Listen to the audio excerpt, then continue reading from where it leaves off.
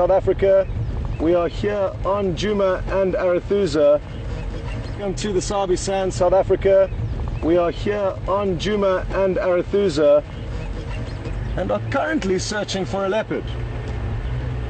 Now, for those of you that were with us this morning, you would know that we spent about an hour and a half with the quarantine male leopard, a 2-year-old male leopard, and we had a wonderful morning with him. We spent the majority of it up a marula tree, but our patience paid off and he ended up stalking an impala, getting very close to it, surprisingly close, but missed it, and then continued into a little riverbed where it eventually lay down in a tree, and that was the last image we did show you.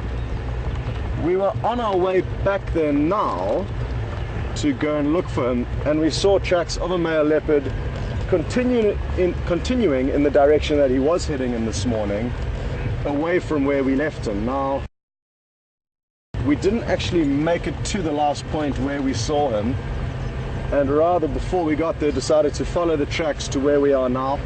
And this is actually the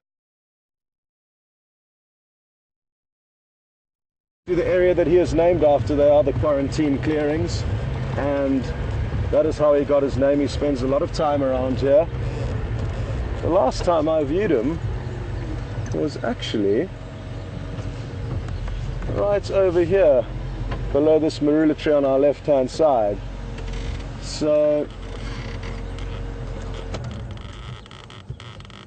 it was just below that tree, and it is useful information that I have certainly used as I drove past. Now I checked if he wasn't lying in the same spot, because they do tend to take the same trails or use similar trails. So once you've seen them walking down a certain path, you could assume that there's a fair chance you may find them walking down that same path in the future. So sadly he wasn't there today, but could be around any one of these corners.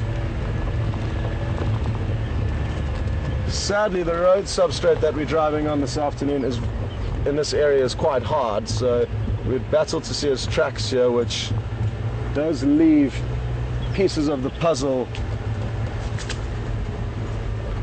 unfinished for us, but all good. This afternoon we've got Jason on camera, the same as this morning, and Alex is in the control room. An update on Jigga, which is the second vehicle. Sadly, Jigga is still taking the day off, and we are not sure exactly what the problem is with it now, but it is in the process of getting looked at due to the remote location we find ourselves in. It can be tricky to get mechanics out here on call.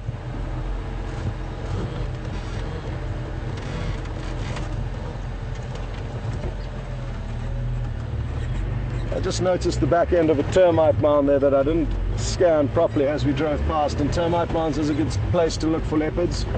They enjoy lying up on them. A good vantage point, and often the top of these termite mounds are bald, so when it's hot and humid like it is at this time of the year, the leopards have got less grass blanketing them.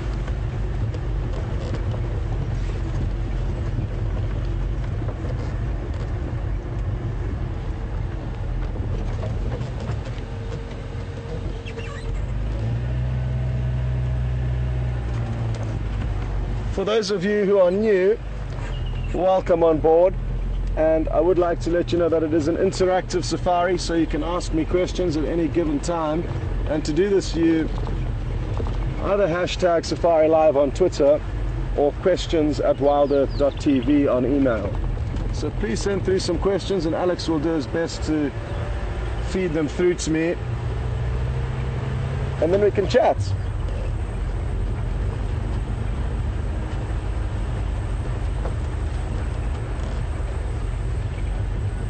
Come on, quarantine. What would be ideal for us is that wherever he is, it would be best if he was up a tree, because it is a lot easier for us to spot them up trees than when they are lying down. in this long grass, or on the move through it, for that matter. Now, tracks of a female and another male leopard did head down this road this morning for quite a few miles. Oh, beautiful. Jason's just seen some vultures circling off in the distance, so while you look at those vultures, I'm going to just get off the vehicle and have a close look at the tracks here and try and establish what's going on.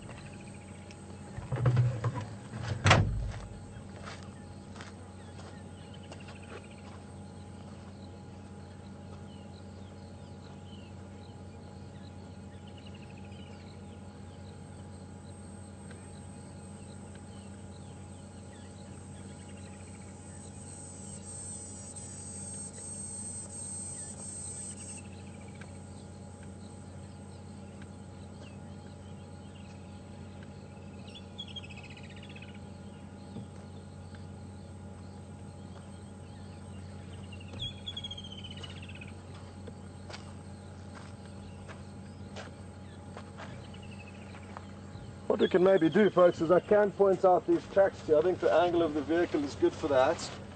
So these tracks are from this morning, and this one that I've circled over here is what looks to be a female leopard, so I'm fairly sure this could be Karula. And then the male's tracks are over here. Now, not easy to see, but we can tell for certain that the one leopard is heading along this side of the road and the other just along the other side of the road there. So a male and a female, and we followed these tracks this morning, probably 2 miles, and they did cross out of our property. So that is some information from last night's newspaper that we've already actually looked into, and it is making me doubt my call earlier. The tracks of the male leopard that we see here could well be the same tracks of the male leopard that I assumed were quarantined, leaving the last position that we found him in, or the last position we left him this morning. So I think it would be wisest for us to go back to that last spot and make sure he's not lying in the same tree where we left him. I highly doubt it, but there's a chance he is still there. So let's just go and double check that. And some prospects for later on in the evening, which I'm really looking forward to, is heading across to the 3 Birmingham coalition. 3 young male lions. They're about 2.5 years old, and they've killed a buffalo. Probably still got about half of the meat left on it, I would guess. It was difficult to see this morning because they had dragged it into a very thick bush. And come to think of it, those vultures could well be, that Jason showed you, could well be circling above where that kill is, because quite a few vultures have already come into that area. There were quite a few there this morning. Anyway, to head there now I don't think would be hugely beneficial to us, because it's still early, it's still hot, and I'm guessing these lions are only going to start getting active around 6 o'clock. I could be wrong, but that is typically what's been going on, especially when they're full-bellied. But what I'm hoping for is for the hyena, who are building up in numbers. I'm sure it's a few members of different clans that have all converged on this buffalo kill. They're very nervous of the lions. It's still early, it's still hot. These lions are only going to start getting active around 6 o'clock. Typically expect to hear a lot of hyena vocalizations, a lot of angry lions growling at them, and potentially the 2 animals chasing one another to and fro. So that is something to look forward to if you had other plans for later on this afternoon or morning, depending on where you are. I would suggest trying to change them, because we do have very, very good prospects for today. Now, I really hope I was wrong about these tracks. They headed out of this area. He quarantined male was last seen in, so we are still going to go back and double check he's still not where we left him. And he could a lot of leopard moving through this area over the last few days. Sorry, Alex, go ahead with that question.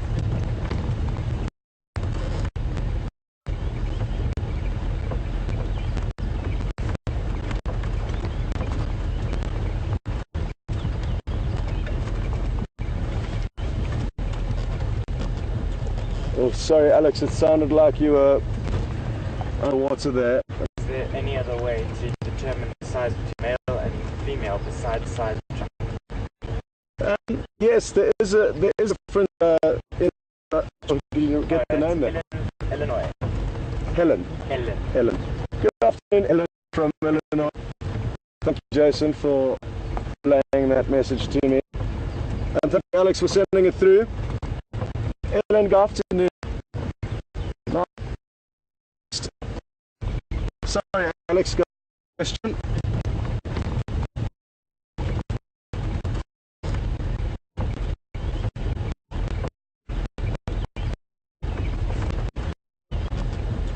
Oh, sorry, Alex, it sounded like you were underwater there. Is there any other way to determine the size between male and female besides the size of the track? Yes, there is a difference in that. I'm not sure you get the name there. Helen from Illinois. Helen.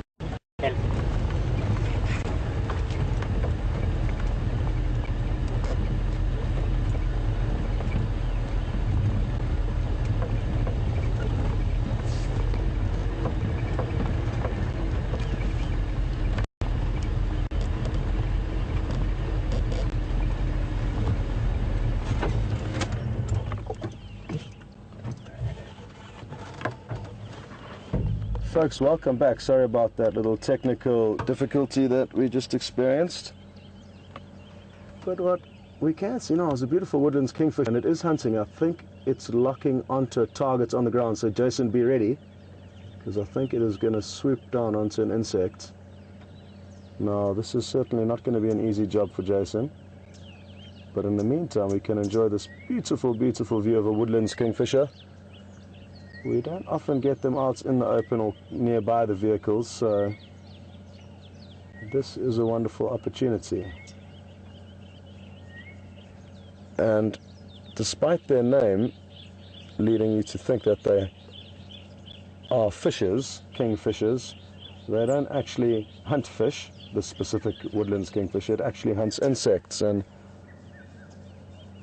interestingly, about half the kingfishers you get fall into this boat that they are insect hunters and not fish hunters. Oh, missed it. No, don't worry, it flew the wrong way. It flew the wrong way, folks.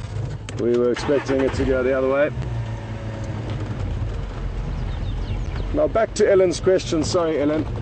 Ellen asked, is there any other ways of distinguishing between male and female leopard tracks other than the size? And yes, Ellen, there is indeed.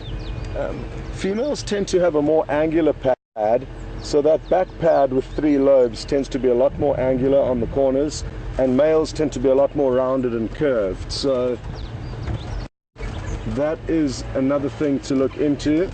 So difficult for me to point it out from off the vehicle because I can't see exactly what's picking up in the monitor, and at the best of times these tracks are hard to make out, so you'll have to come join our little track, but you won't have to talk to them, which is going to be good. We're going to have to be patient here because it's going into some very thick bush. You can just see the vegetation moving slowly, but it is coming towards us at quite a rate.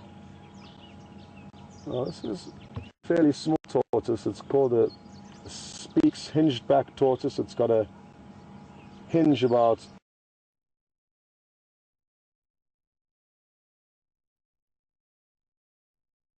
under attacked by any predators.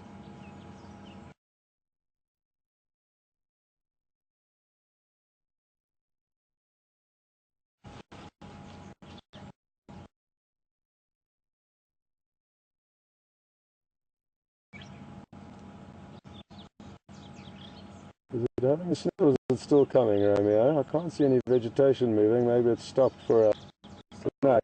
A breather. I wonder if reverse in this press. Oh, grass moving. But like Folks, it is a tortoise, but like I said, folks, it is a tortoise, so we can expect some relatively slow progress from it. And sadly, I'm not sure if we do have enough time for it, or maybe we do. Maybe we've got enough time. I could just see a little bit of grass movement as I started the engine there. And they are really cute, these little tortoises, so we'll give it another minute, and who knows, maybe Quarantine will come walking down the road towards us in that time.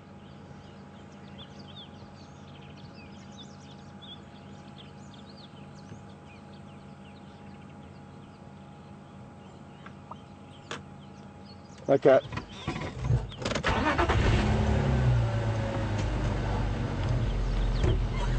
Sorry about that.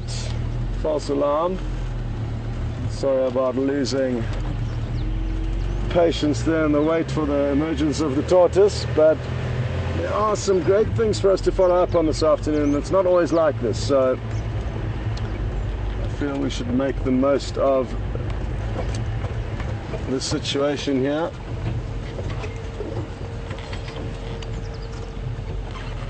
He doesn't look to still be in the tree where we left him this morning. But he could just have moved.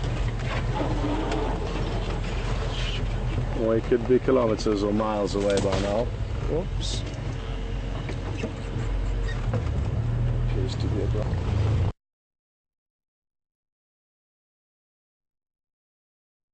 Of riverbed here, and if he did cross over it at any stage, it will give us a great indication of which direction he has moved in.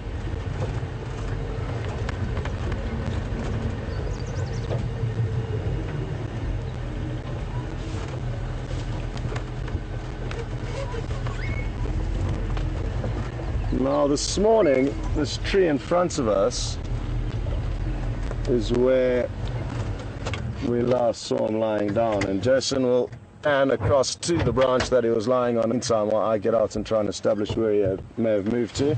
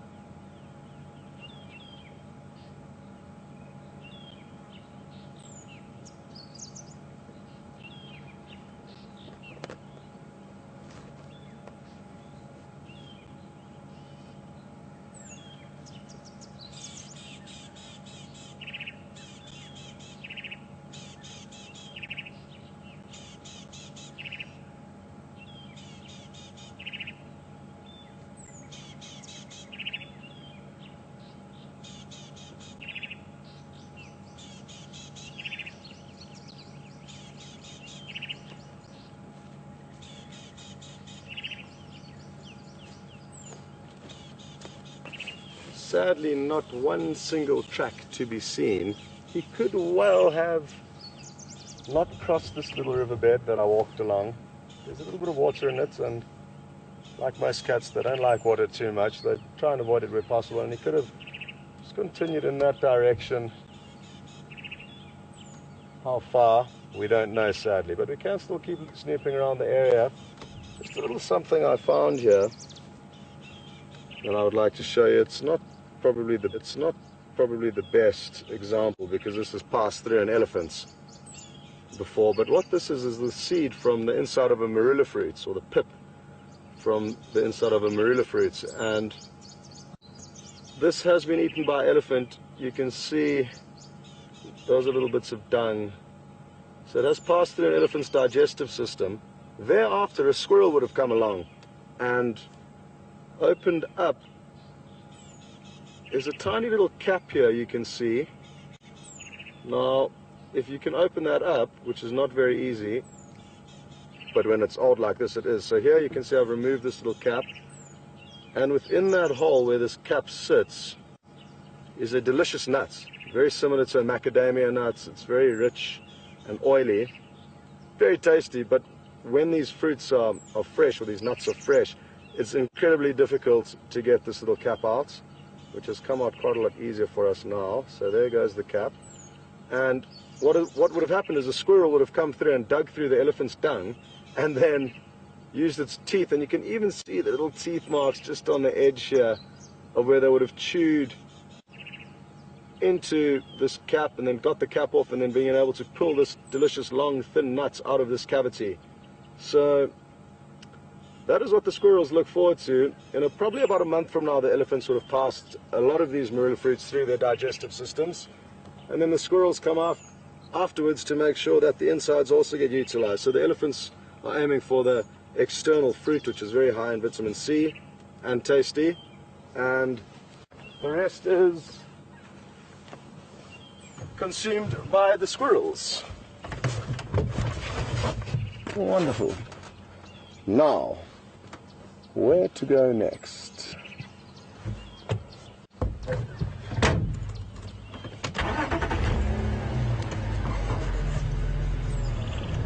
Excuse me for a second, I am just going to give the guys an update here that he's not in his last position from this morning, to prevent anyone racing over here, and also just to make people aware that are driving in this general area that he could be anywhere here now.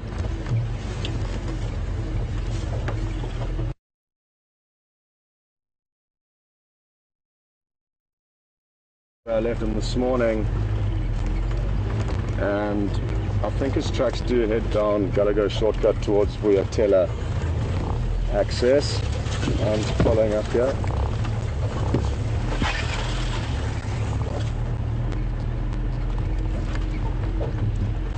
Okay.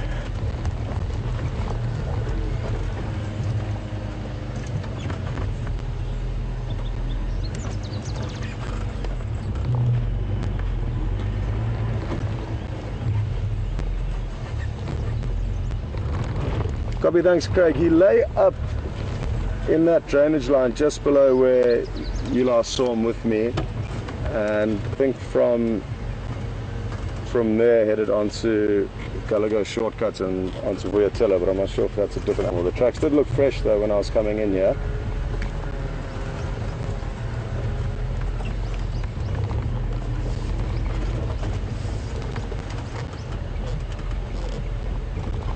Okay.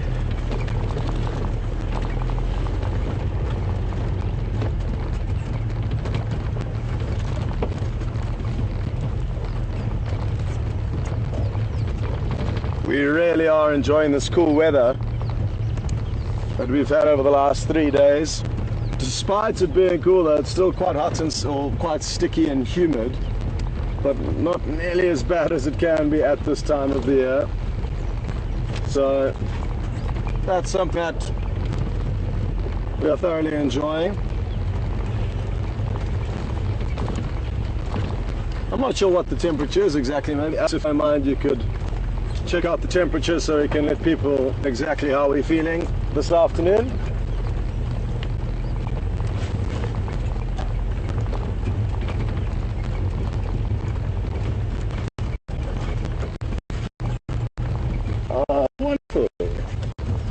family of Nyala.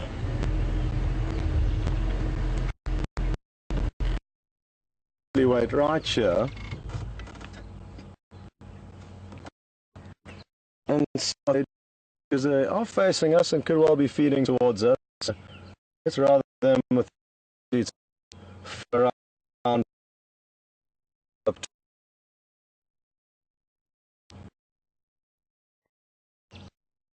such pretty antelope these. VM described them as Bambi's African cousin. I think it was last night. It was an description, I think. And their coloration is very do like vegetation. Their name in Yard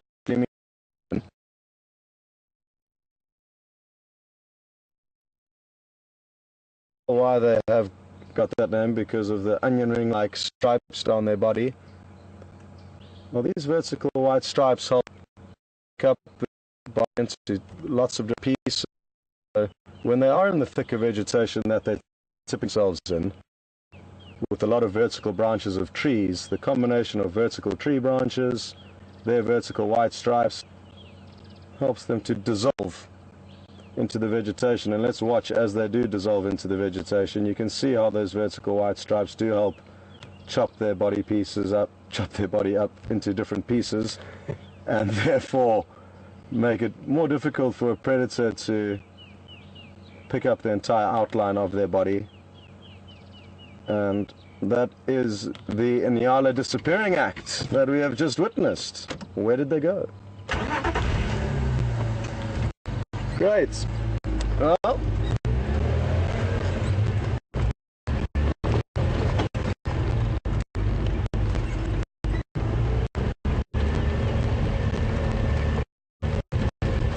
wonder if Quarantine tried to nab him on his way through this morning. There's a good chance he did, I think. A lot of the animals get to almost know one another on a personal level to a degree and be like,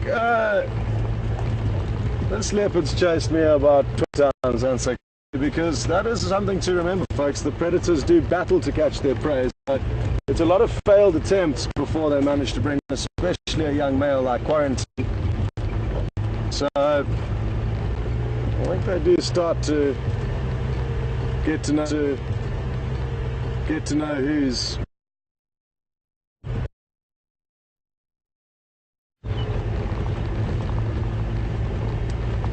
I am wondering where this individual Quarantine has made it to. I'm almost 99% certain the tracks we saw on this road we're about to get to in front of us were his tracks heading out of this area. It was his general movement this morning, heading west. Our initial loop around the area where his tracks were heading didn't provide us with any more tracks. That's not to mean he didn't veer off the road and hasn't got back onto one, or simply walked in an area where the road is hard for me to see tracks, or simply I just overlooked the tracks. So there are lots of variables, but his tracks come along this road on our right hand side and continue down here, which is, again, like I said, the general direction he was moving in this morning. The tracks continue until very close to a junction up ahead of us, and it's a T-junction, so his general direction would have in all likelihood forced him to leave the road and continue straight over in the direction we can see now. That's the T-junction we're looking at now. And from when he crossed over here, the road is very difficult. There's a path that I can see that he in all likelihood took, but despite that, I still couldn't see any of his tracks. So we've done an initial loop around this area, not come up with anything, but we'll do another loop now and see what that brings.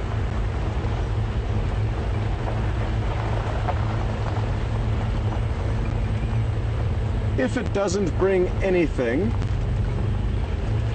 we may potentially go and have a look at a woodland kingfisher family. I found one of their nests just the other day. So we might make our way down there, have a look how they're doing. It's really cool. You can see the female sticking a beak out of the hole to receive gifts from the male that's coming to feed her. Although I could be wrong, it could be inverted incubation or shared incubation. It does depend on the individual bird how they incubate their eggs. Some of them are specifically male or female, others share the job. And then not to forget the lion with their buffalo kill. That is also something we do intend to stop in at shortly. Well, not shortly, later on this evening.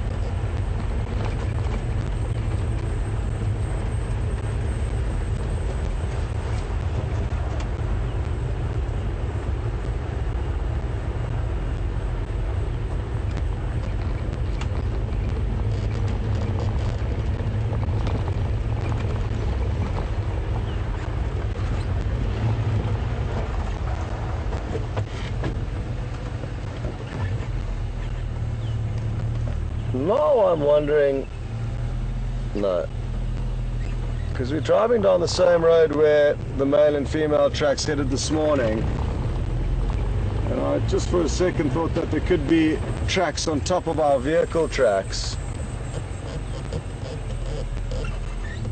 but I don't think they are. So I was wondering if Quarantine was potentially following the scent trail of them. It could be.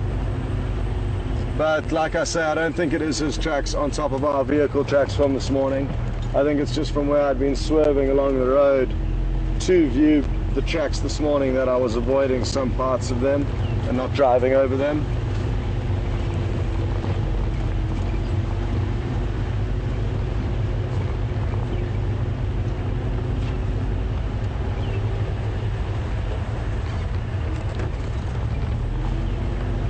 So we're looping around a very big block now where I know Quarantine and Djuma do spend a lot of time. I've viewed both of them in this block to our left, and like I said, it's very big, so it makes searching it difficult for us because we can only go around the outside of it effectively. But it does lead to an area, a little drainage line where again I've seen both of them. So we're just going to make our way there and see if there's no sign of any leopard coming through that area. And if we don't have any luck there, well, then we'll make the next plan. But this is the initial plan, our next step in the process. We haven't given up on the hunt for the leopard.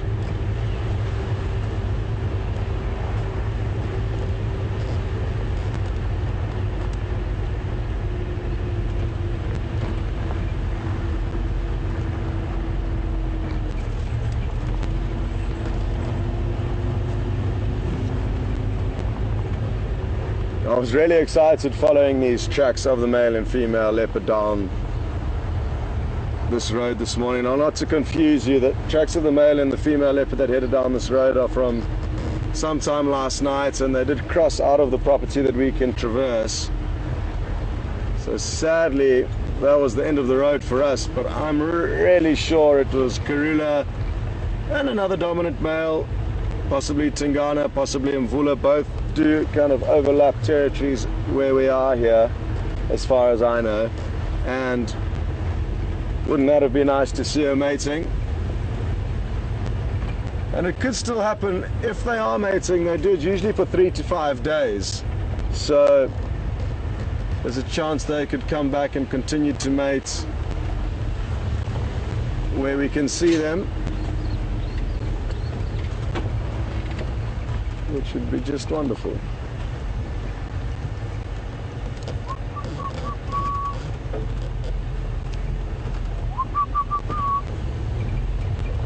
Alright, so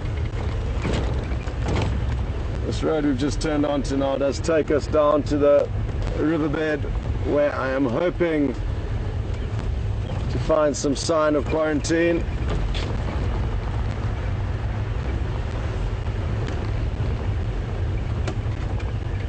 What are these tracks here?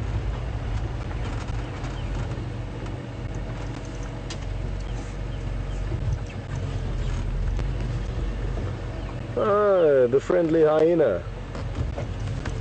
Oh no. Am I dreaming? Yes, it's no, that is a huge leopard. A very big leopard and a hyena. So both a hyena and a leopard. Oh, it's incredible how many leopard tracks we've seen today. I'm just going to stop here for a second and see if there are any tracks that Romeo can show you.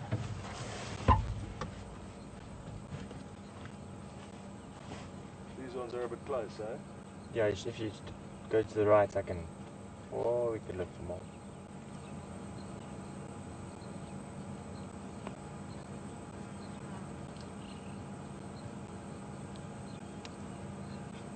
So you walk down the road over here, and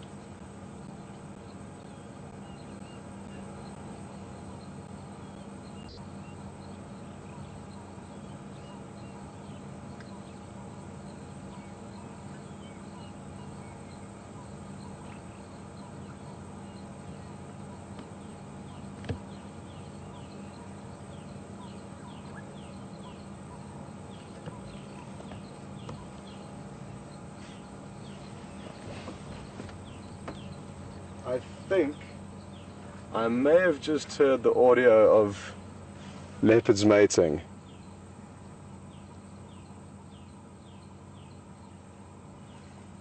So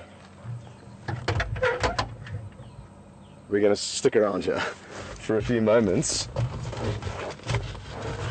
Oh, that sounded just like it. It was just a little growl, kind of a growling grunt that they typically do to one another as they've finished mating and they're breaking apart from one another. They swat one another and growl at one another, and I just heard that little grumble. Now it could have been something else, but I've got a strong feeling that it was leopard.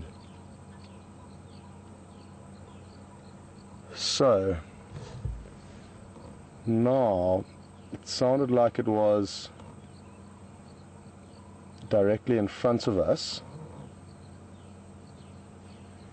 So I'm just going to drive forward a bit, and we're going to have to just sit for a while, folks. They do mate every 10, 15, 20 minutes when they are going kind of at full speed. There are lulls during the middle of the day and later on in the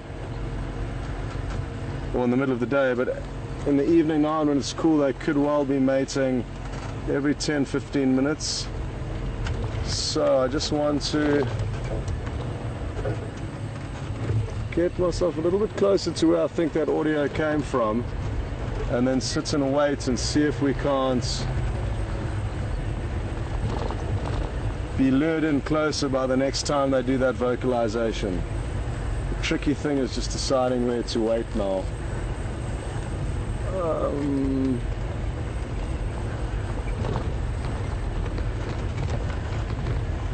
Let's try down here. I'm going to completely ignore the tracks that I did see heading down this road. Please be leopards mating. Please, please, please. Or anything growling at one another, really, I'd be happy with, but Leopards mating is something I haven't seen for years. Oh, these plants we're driving over, even though they're dead, are the ones that give you punctures. It's called sickle bush. It's a very strong wood. And they've got long spines in them that cause us to puncture tires, which we thankfully haven't had too many of since we've been filming out here.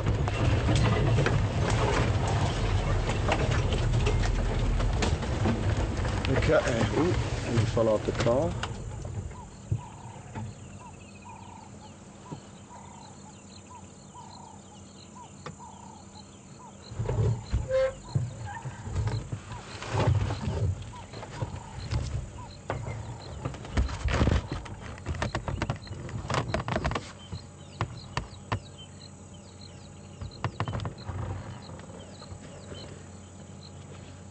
Well, I'm just going to sit here because there's a little bit of noise that comes from the camera that I don't want to interfere with my hearing. So give me a few minutes, and I'm hoping that in not too long, whatever made that grunting noise will make it again. Because I really do think it was leopard.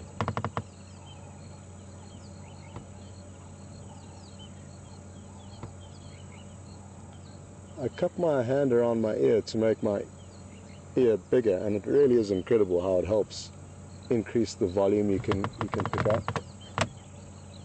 So that is why I'm cupping my hand around my one ear.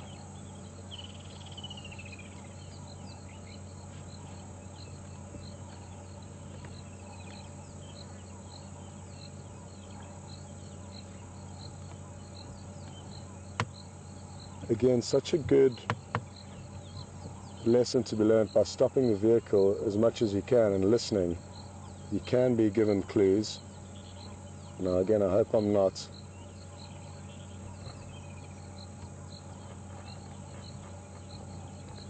imagining things, but I'm fairly confident that that was leopards mating.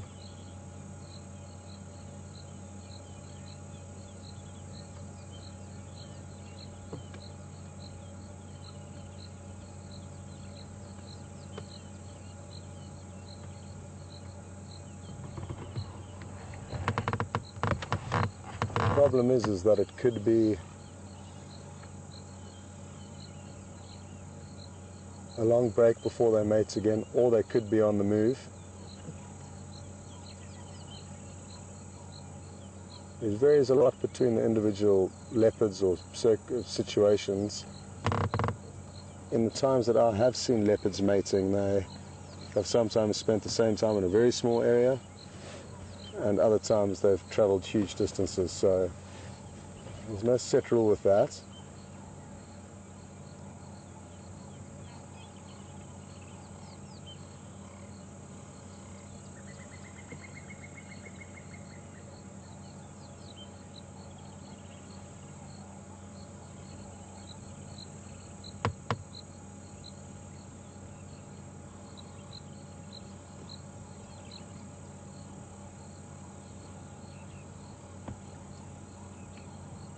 Come on.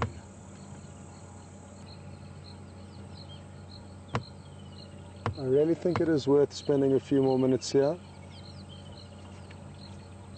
because if it is leopards mating, and we do hear that audio again,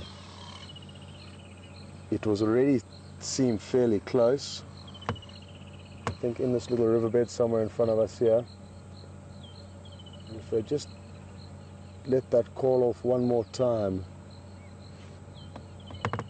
that'll be all we need to find them, I think.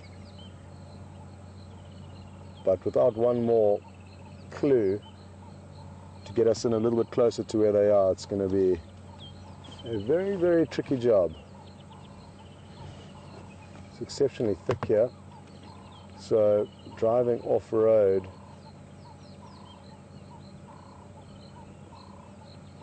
in the hope of finding them is not going to be a viable option.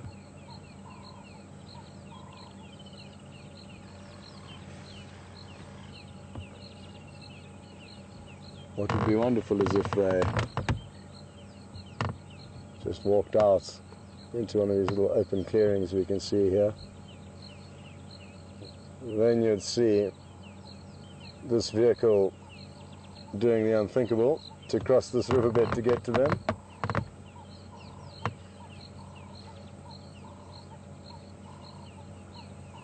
See, the problem with a situation like this that I'm facing is that now my mind is beginning to seriously doubt what I heard earlier. But as soon as I heard it, at the time, I was convinced. So, I'll sit here for another 20 minutes, making you guys think that we're going to find mating leopards and then disappoint you and not find them. Or do we just give it a few more minutes and then call it a day? It's not an easy decision to make.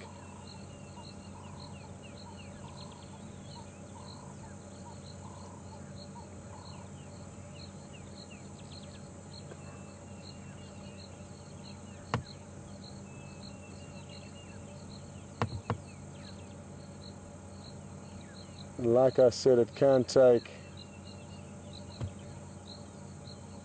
10 to 20 minutes. Every 10 to 20 minutes they will copulate, but it's not always the case. It could be 45 minutes before the next time they do it on this specific occasion, if they were here doing it in the first place.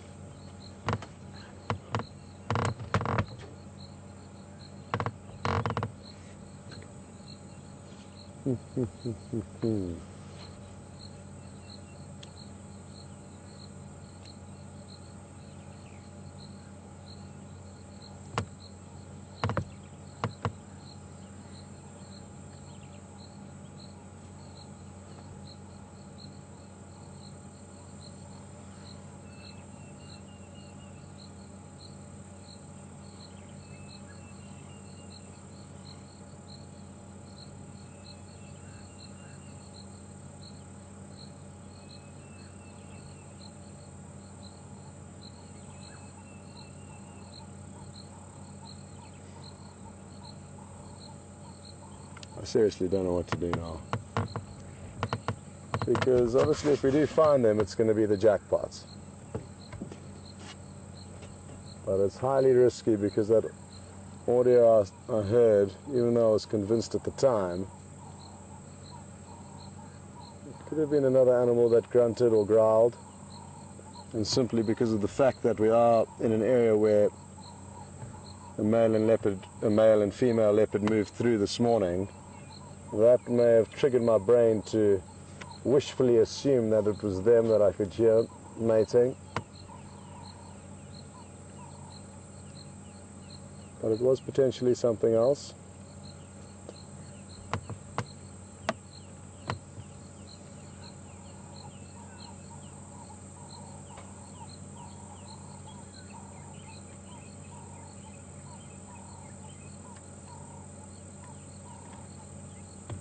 So,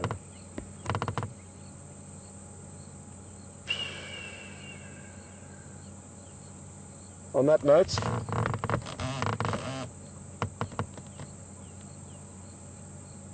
we shall venture forth.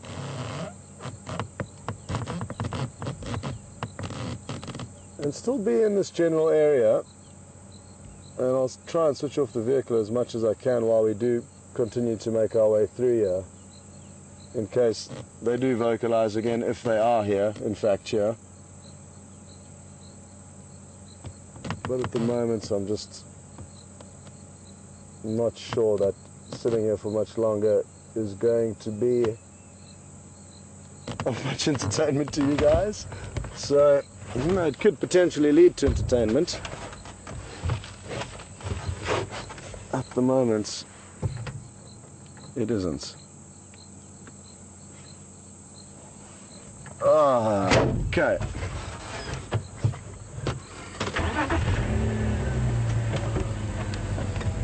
We're gonna make our way out of this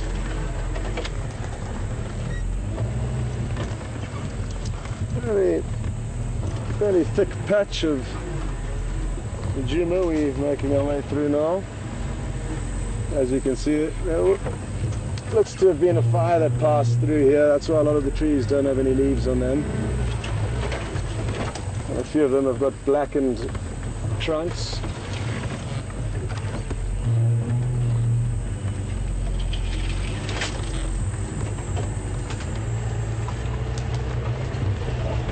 Okay.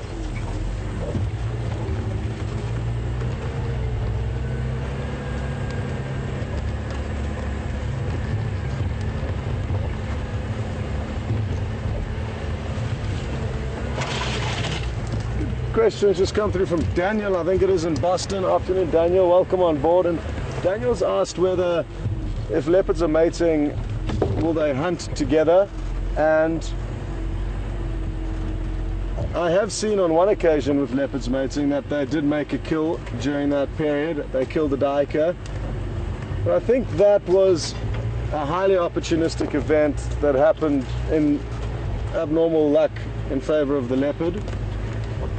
Because in general, when leopards are mating, that is all they're focused on, and they can go for 3 to 5 days without food. So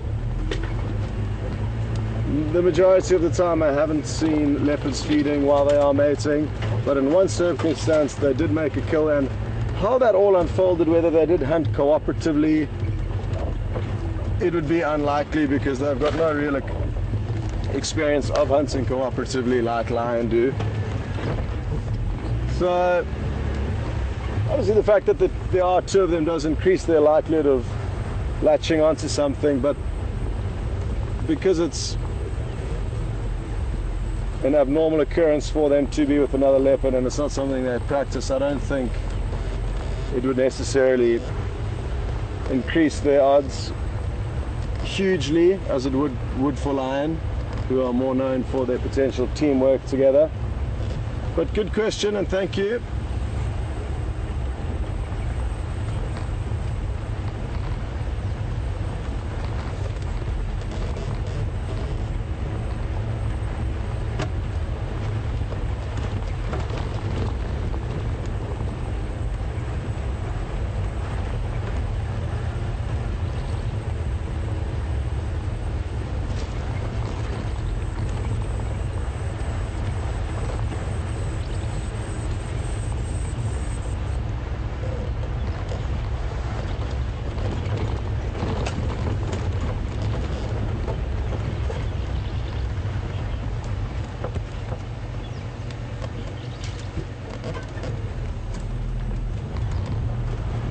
Further sign of any tracks here, but the road is quite hard, so leopard could well have walked down here without us, or actually without leaving much of a depression in the sand.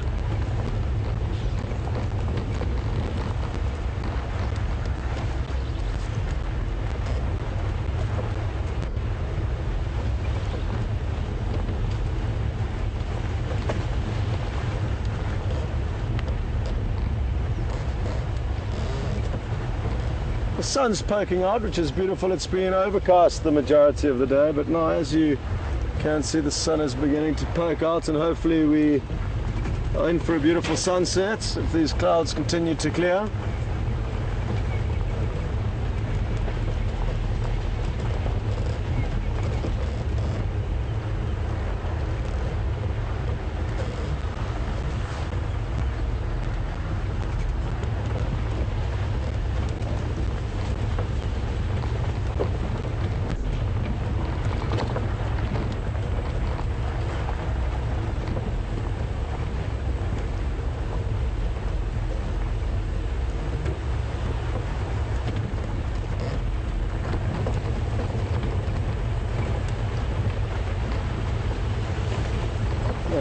Okay.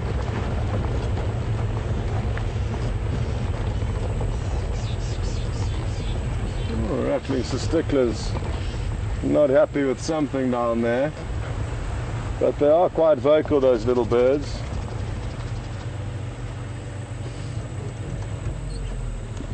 The fork-tailed drongo also making a racket. What can they see that we can't? Come on, be a leopard. fact that the tree squirrel's also going is a good sign.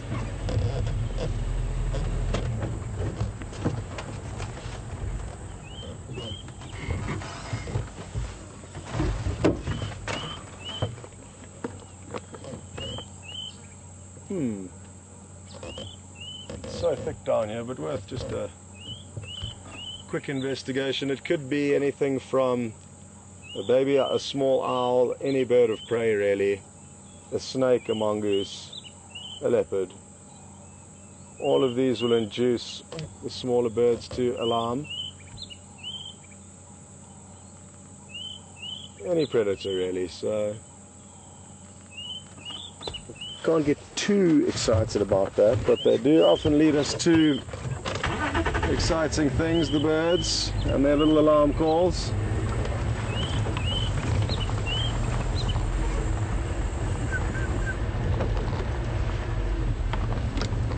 Go ahead, Craig. No, I've had no luck, sadly. I've just come down Zoe's road to the pump house. No luck, no sign.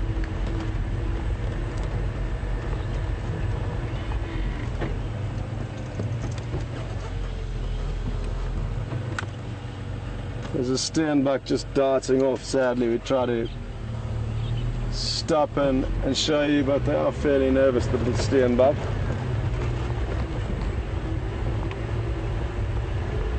Come on, leopard. Come out, wherever you are.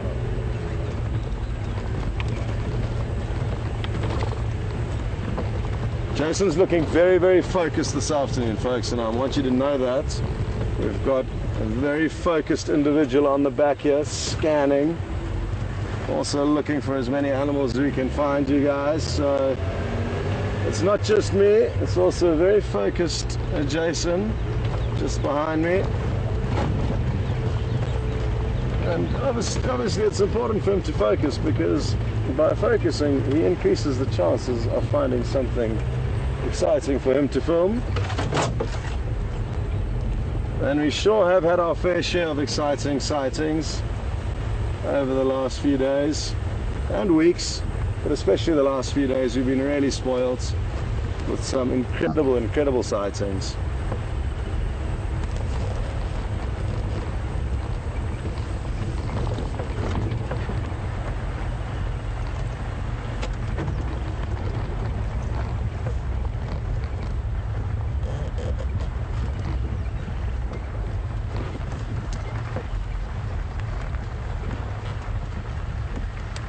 Okay, we've gone into stealth mode here. We're just gonna slowly freewheel down into this little riverbed.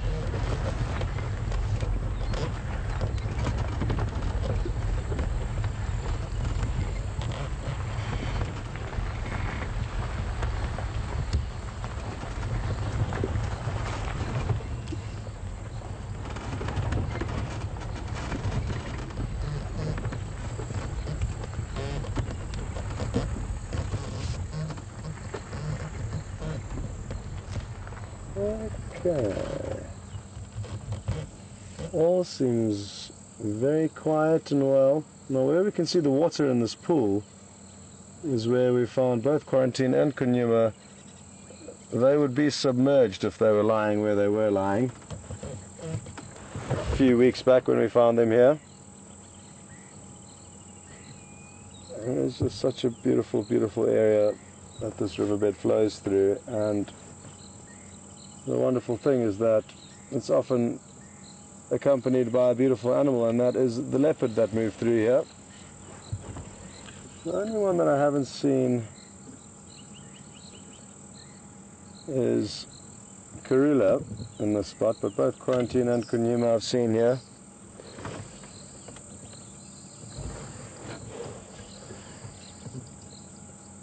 Okay. So now we're just going to zoom in, and hopefully if your eyes are any better than ours you might be able to see something interesting. But as far as we're aware, there is nothing for us to see here.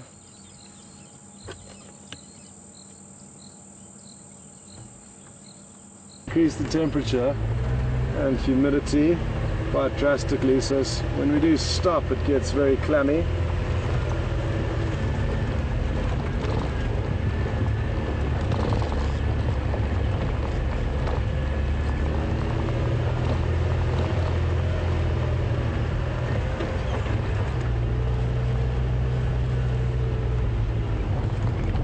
Well, now I'm not sure exactly what to do next.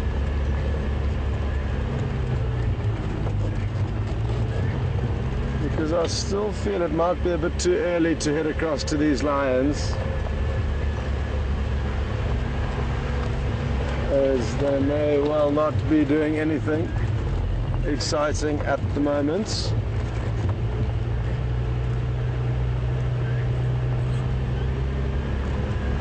The ideal would be finding quarantine, the same leopard we viewed this morning. He wasn't very full-bellied, so that aids in the likelihood of him being active, and there's nothing better than following an active leopard.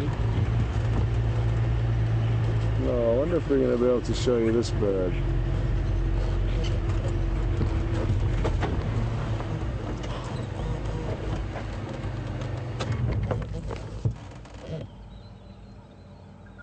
No, it's difficult. Just go a bit lower, Romeo. You're directly above it. Perfect. Lower, lower, lower, lower, lower, lower, lower. It's gone. It's gone. It's jumped. It's moved. No, it's gone completely. Nearly. There's a bird called a... Oh, there it goes. It had moved spots while I was looking at the monitor. Anyway, it was a Lavalian's cuckoo. Pretty bird, but they are secretive, so we don't see them very often. Well, we do see them, but more fleeting glimpses of when they're flying from tree to tree.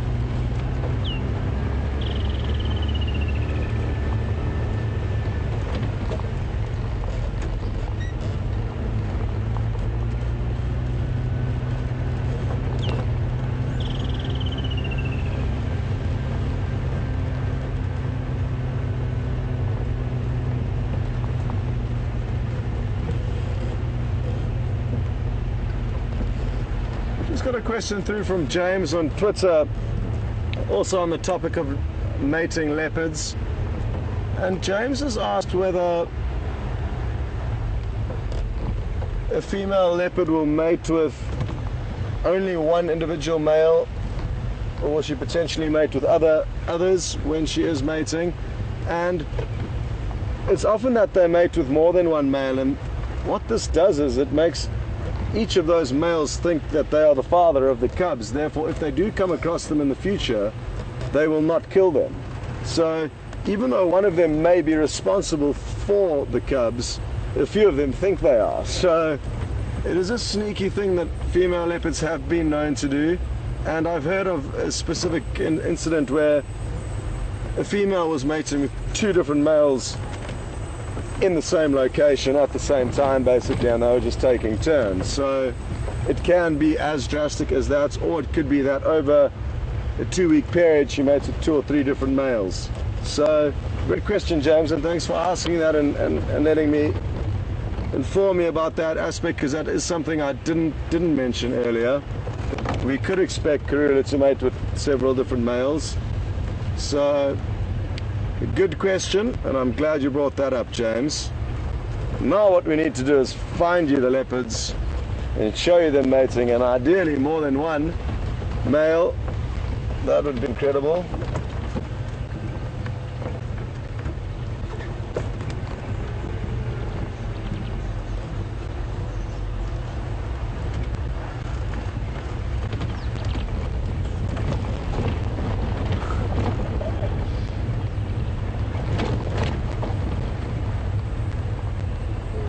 Is beautiful, the color here now with the sunshine coming through, and after a few days everything is crisp and clean. Whatever dust was in the air is no longer.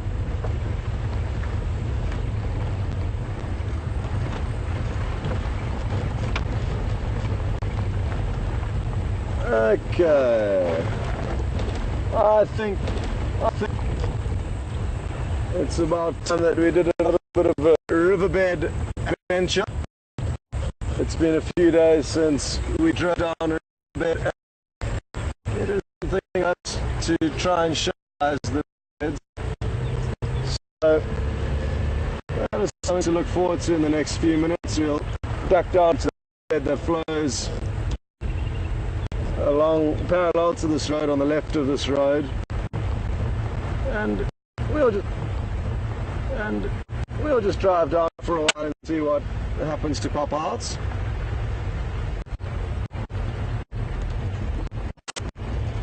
One of these riverbed drives will produce a leopard, I am convinced, in the next month that we're here. Maybe today, maybe not.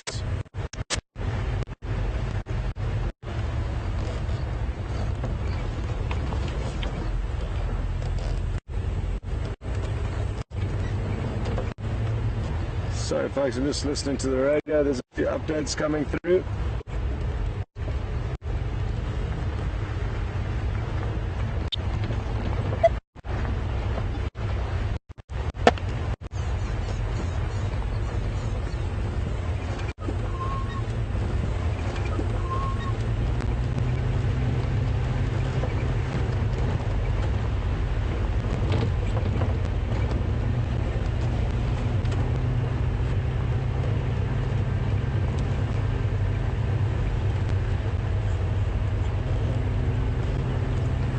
Okay, very nice, very, very nice.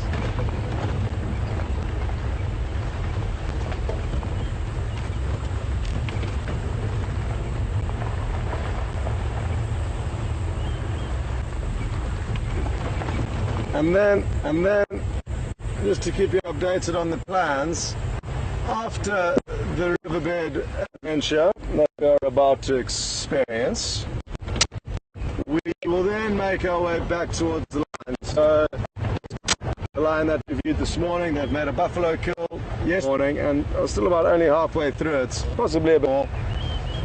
And we're hoping for them to wake up at around 6 and start getting active, and also we're hoping the hyena that know about are getting worked up as darkness begins to fall, and it's then that we're hoping to get some quality viewing out of them. Until then, we must make the opportunity on exploring other areas that we didn't get to this morning, keeping our finger on the pulse of everything that's going on here, and searching for new content, anything that we don't know about. Oh, sorry, on that. Nearly lost. Oh, I wonder if we're going to be able to get that out. It's going to be difficult. Pushback. Yeah.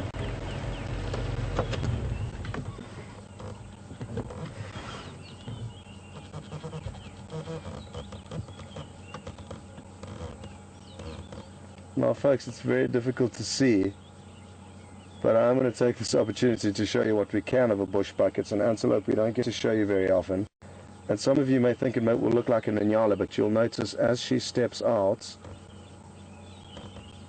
which I'm hoping she's going to do, she just takes a few steps forward, it may help, but she, oh no, oh there she goes, slinking off.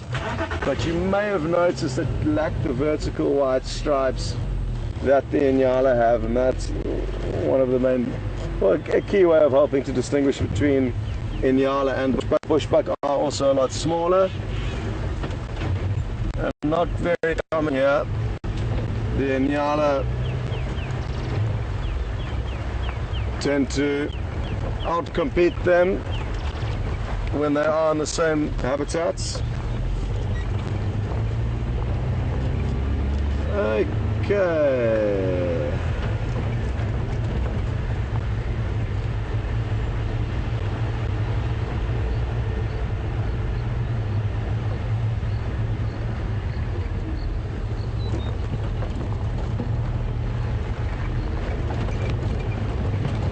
I cannot stop thinking about that audio that I heard earlier that I thought was mating leopards. Could well have been, but I didn't think it was worth risking spending too much time there, because I know my mind can play tricks on me sometimes and I'm desperate to see an animal.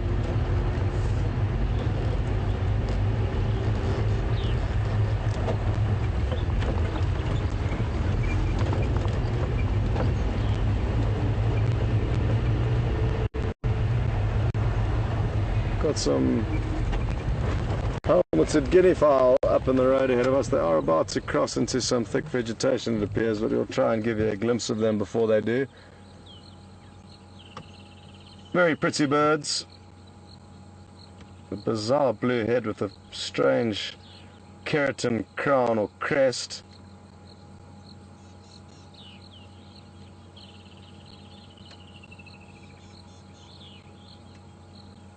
Very nice time of year for the guinea fowl because there's lots of grass seeds for them to feed on, and that's what we do find them feeding on at this time of the year, mainly the grass seeds, as do the francolin and the spur fowl.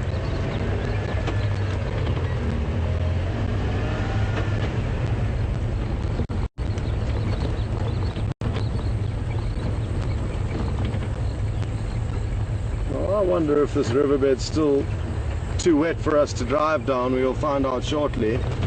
And hopefully, when we do find out, it's not by getting stuck, it's by making it through the other end. To find you, looking very focused and determined to find you something, so he's not slacking off.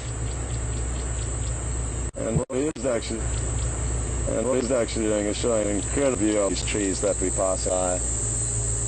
They're full of cicadas, so you can probably hear a loud electrical kind of buzzing.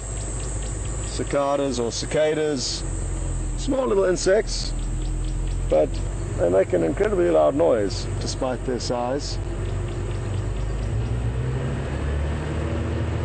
Oh, what are we going to find lurking on the banks of this riverbed this afternoon?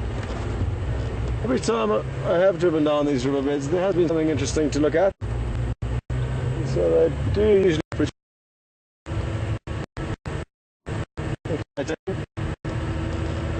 But what they do always provide is beautiful scenery.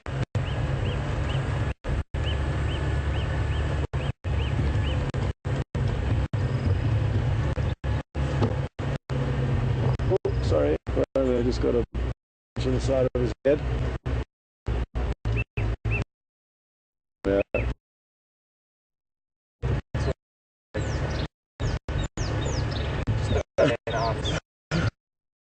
This is out of block. Places. One of them.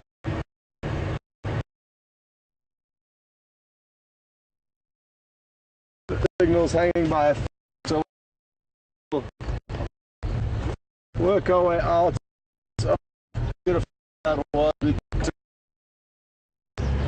That's enough for one day.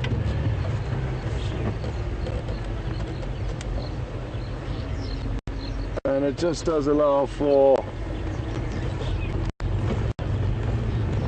Alex to not be pulling his hair out in control, worrying that we're going to crash.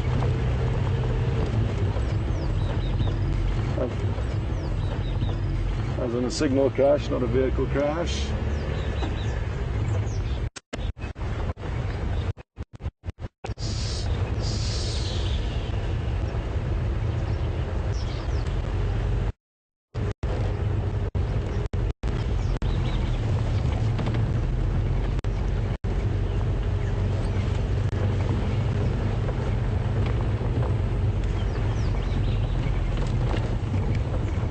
Are there any stations on Vuyatela with the Ngala?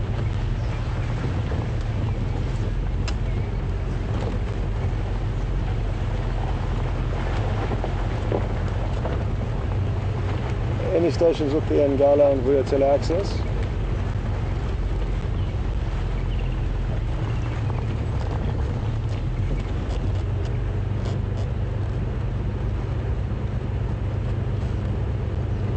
Copy, thanks. Any action there? Copy, thank you very much. So, somebody has just left that lion sighting and he says they are still fast asleep, full-bellied, and not doing anything worth rushing towards. And I assume that, but just worth double checking. I'm hoping that from 6 o'clock onwards we may get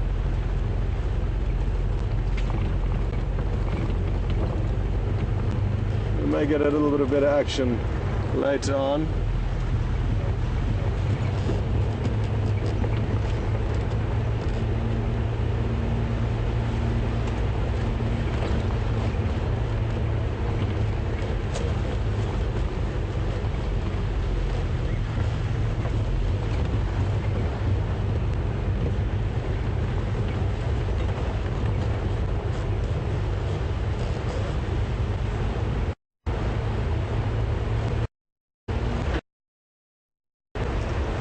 Ron Scotland's just asked a question. Good afternoon, Ron.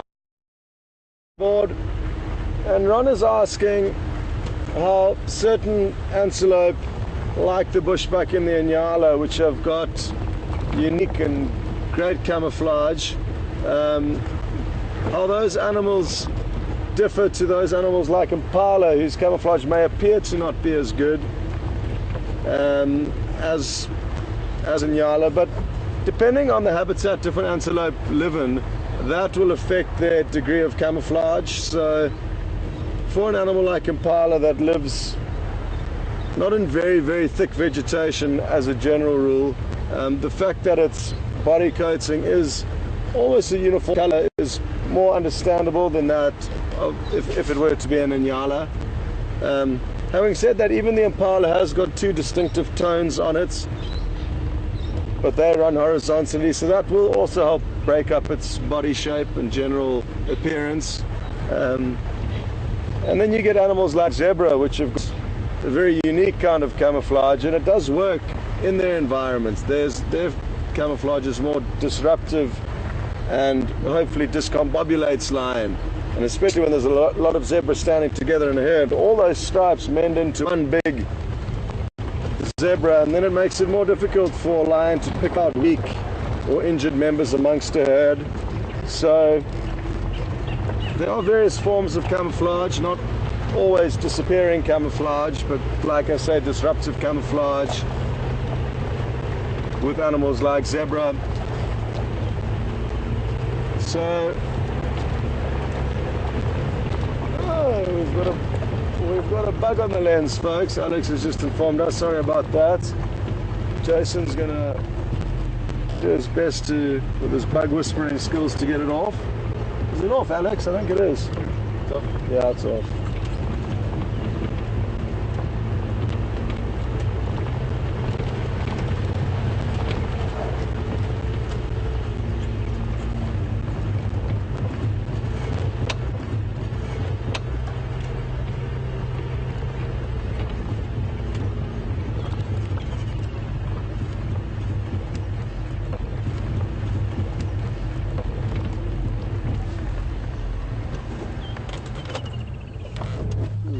Fairly large family of dwarf mongoose ahead of us, as well as a hornbill dust bathing in the road. So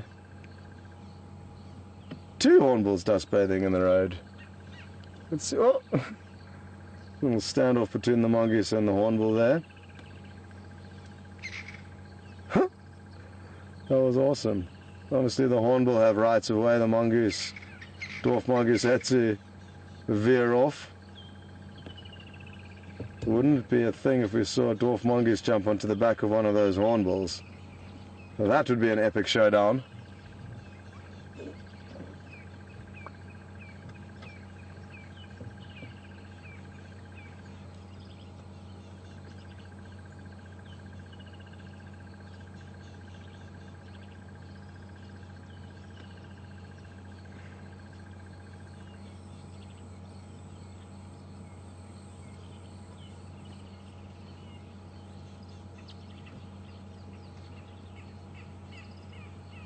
They're such cute animals, these little dwarf mongoose. And to see them out on the... Oh, look at these two! That is incredible! That was so cool. They really are getting worked up for us here, so... enjoy this. They certainly are putting on a show. This one's showing us how powerful they are, the mighty dwarf mongoose. causing huge destruction to the land here in the Sabi Sands, as you can see.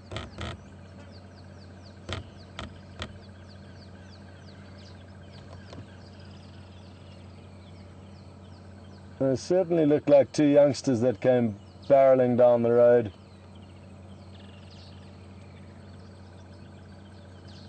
Wrestling one another.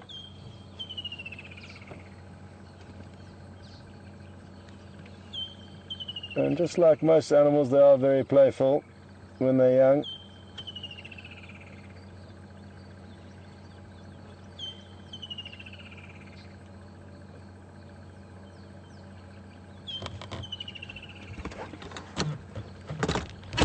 Just going to try and have a look at what exactly the hornbill are creating such a fuss about up there. They were dust bathing when we arrived, but now it looks like they could be feeding on something, and I wonder if them and the dwarf mongoose aren't feeding on the same thing.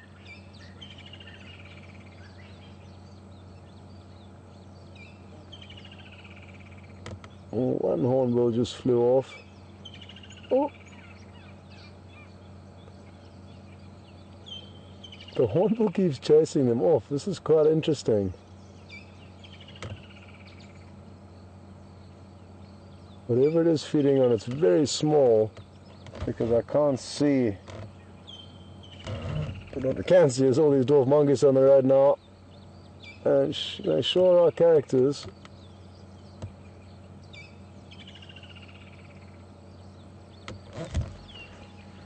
I'm going to try and get us a little bit closer. Oh! The dwarf mongoose just tackled, like jumped into the hornbill. That was ridiculous. I never expected I would see that on my time on this planet. It was, I'm fairly certain that happened. Did you see that, Jason? Yeah, I saw that. We can't go too close, folks. But sadly, because of the grass growing down the middle of the road, it does make showing them to you difficult. Jason, there's one right here in front of us that might be our best bet for now, but I'm fairly certain a dwarf mongoose bounced off the hornbill. It did happen, hey Jason? It happened. Crazy. Well, these little stragglers here getting left behind. Cute, they're definitely some new additions to the family, those two. The two in the front.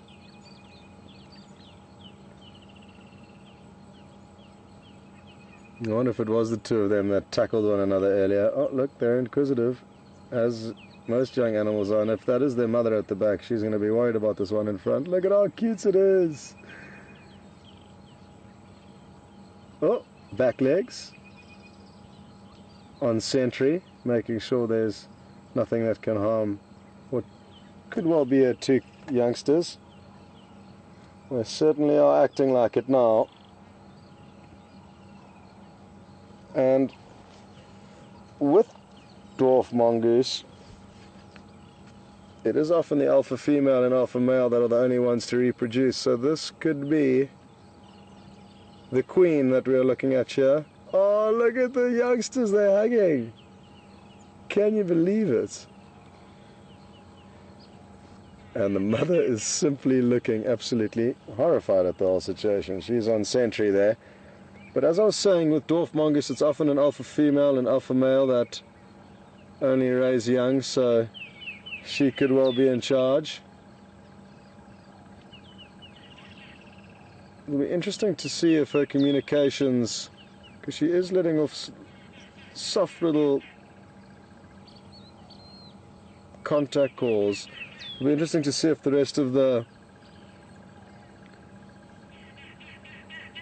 mongoose don't come back.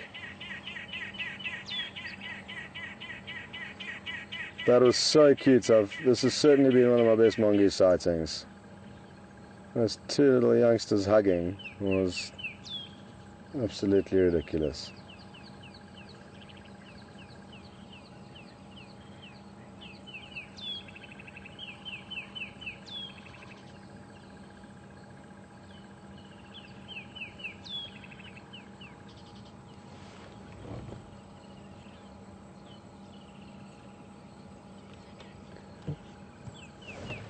Oh, look at them go. Look at that. Follow me.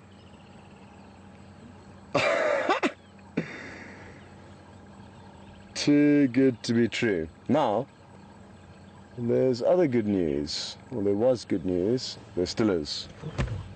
Okay, Jason, get ready. You have got a challenge on your hands, my friend. You see the little bee eaters perched down there? You got it?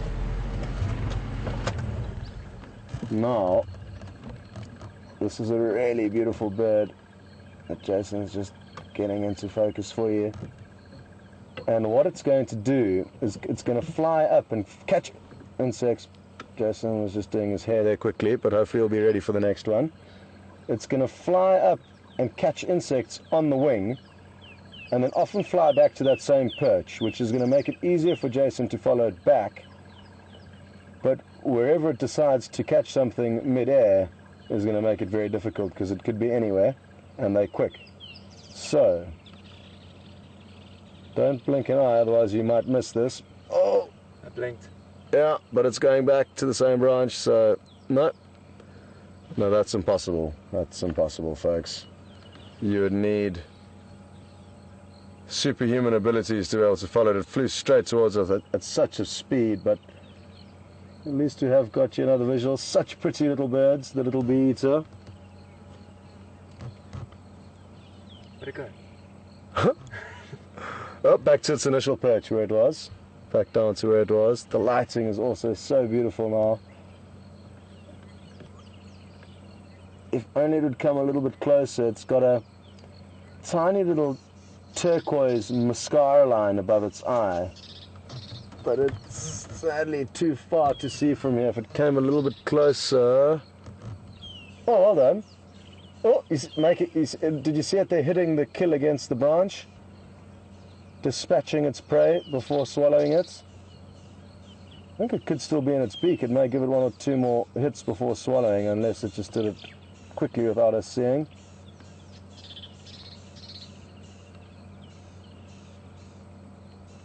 Impossible. Yeah, your best bet is to just stay on that branch and let it fly away and fly back to it, because it's always going to beat you back to it. Unless, although, it could get one nearby.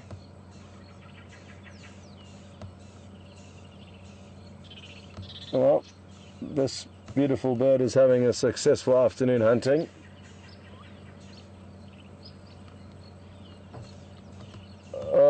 Now it appeared to be gone for good. So, well, that was a pleasant surprise, giving some of our smaller characters some airtime, especially after all the big cat viewing and high-profile sightings we've been spoiled with over the last few days. It is always good to stop and look at the smaller things, and when they're performing like they were just back there, you really can't complain. Those dwarf mongoose were incredible to watch.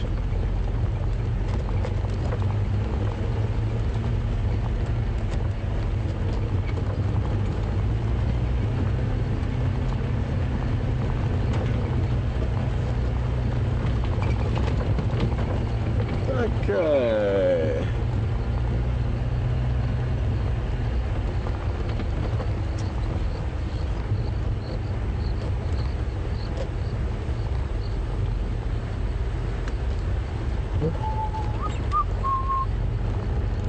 Well, the elephant have evidently moved off of this area temporarily. And that is normal. Elephant do come and go and cover huge distances. They're not allocated or assigned to any set territory.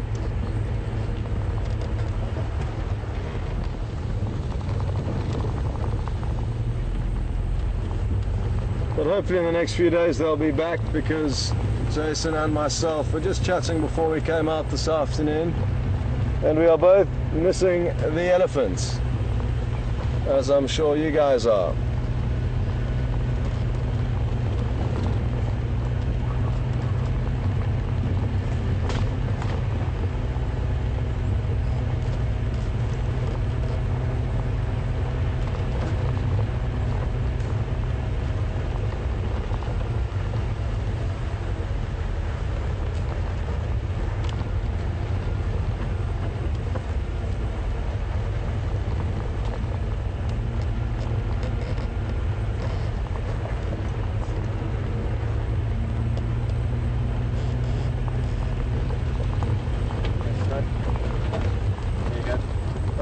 Thank you.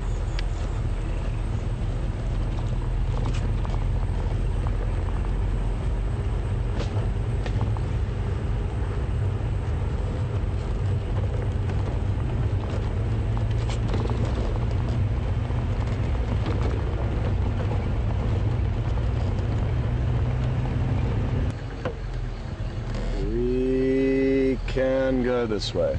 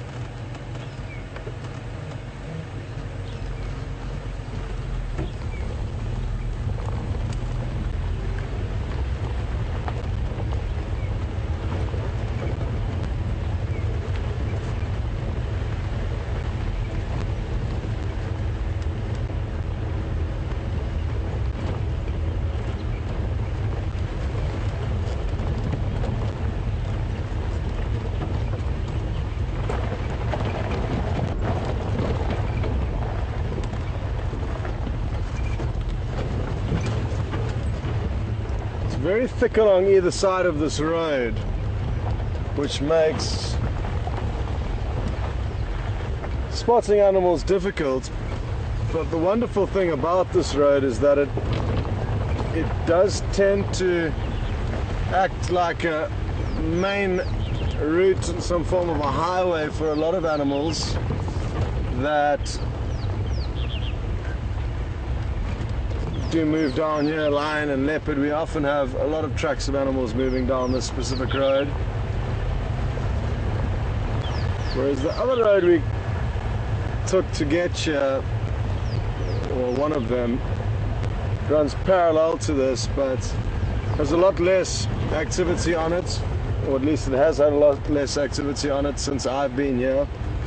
So it is interesting how, just like they're busy routes for us humans to certain places, it can be the same for the animals.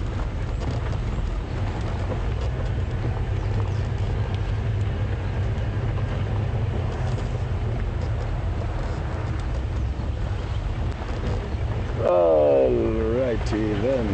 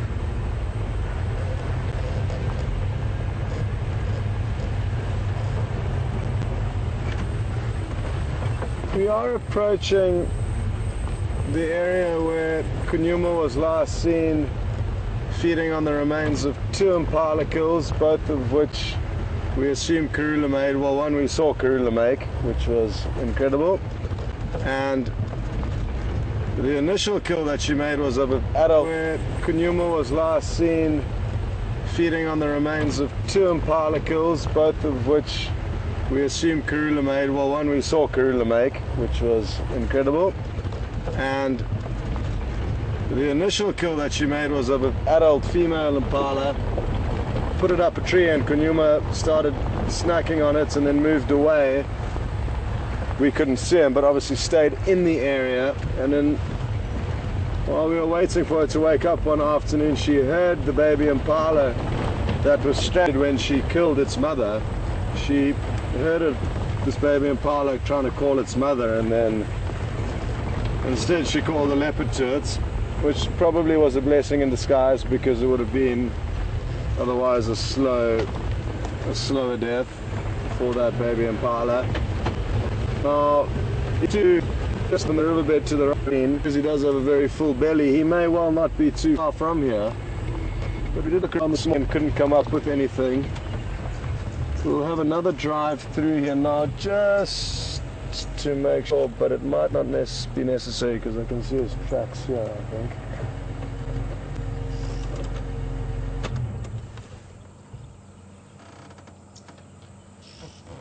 We will go and have a closer look. I can see some tracks that look like they are leopard tracks, but they could have been from him, quarantine, or his mother, that have all been in this area, moving backwards and forwards over the last few days. So we'll just need to drive around and hopefully come up something.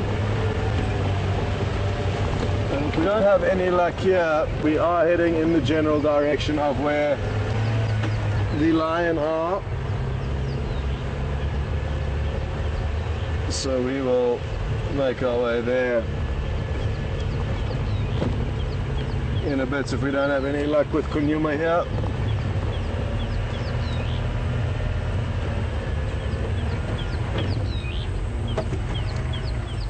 Now, for once, I think we are going to be able to show you a grey duiker without it darting off into the bush immediately. Oh, and I had to stop with one blade of grass in its face, but it will move. Beautiful little antelope. They do wag their little tails more profusely than most antelope do, I guess. As you can see, this is common for them. And they are really pretty, and so happy that you do get to see them occasionally like this, unlike their usual behavior, which causes them is more like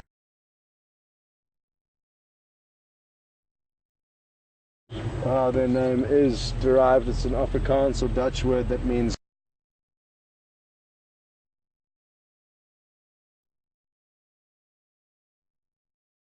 duiker.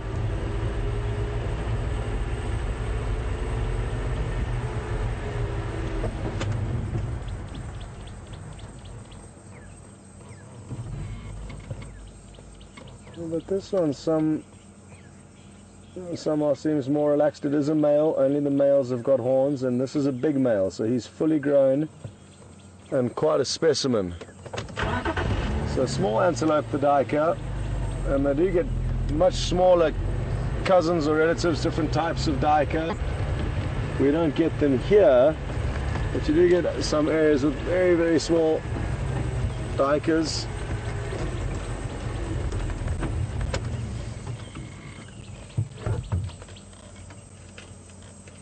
Oh, there's a woodlands kingfisher that's just landed in this tree, and it's displaying its back to us. Oh no, it's just turned around. But still, what a beautiful bird.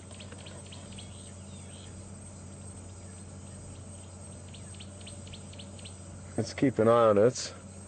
And it is in the same tree that we are hoping to find a leopard potentially. This is the same tree that Karula hoisted the young impala into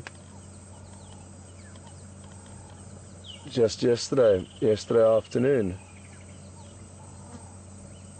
The day before yesterday, sorry, the day before yesterday. Is it hunting, Jason? I think it is. Look at how it's looking intently down onto the ground there. Are you ready to swoop? It's pressure. Yeah, pressure's good.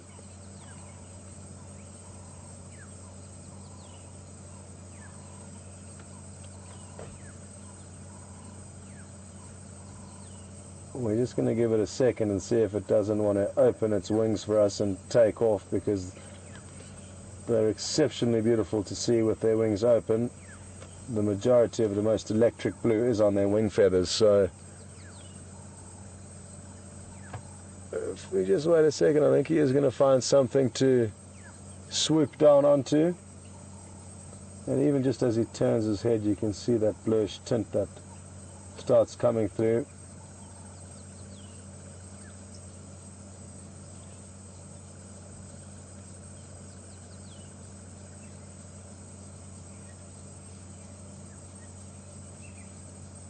Oh, oh, oh, I think like something's going to happen here.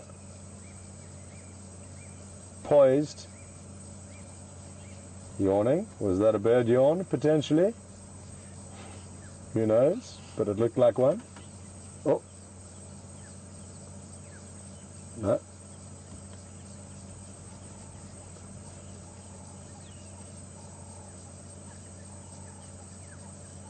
It appears to just be getting more and more comfortable on that branch, actually. It's really melting down onto it, but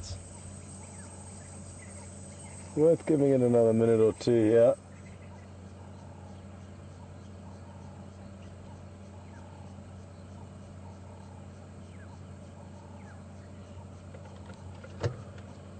What would be incredible if its mate came and landed next to it, because that's when they can both open up their wings and do 180 flips, displaying both forward and back that beautiful blue color. We'll get it at some stage over the next month, but we have yet to show you, and I have certainly yet to show you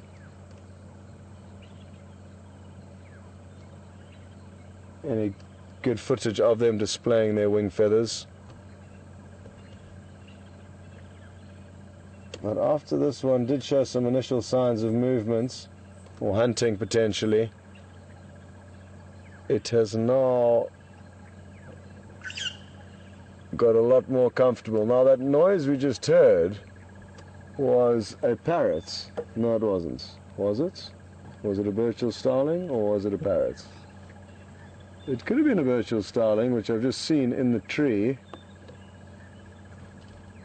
but it let out quite a parrot-like squawk. So,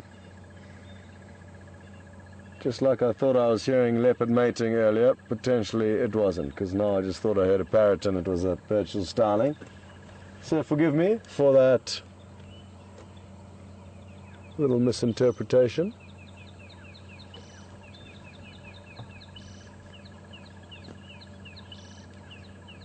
Come on, Kingfisher. Show us your beautiful blue wings.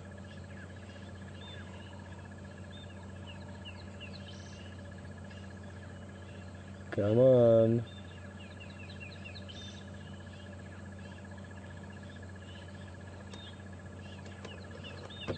No, no luck today.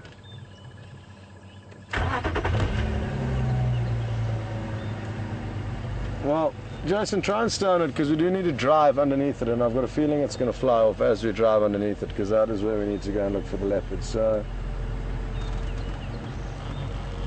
we are going to do a moving flyby shot, or at least try to. Are you joking? Is it just going to let us drive right underneath it? Keep watching closely, folks.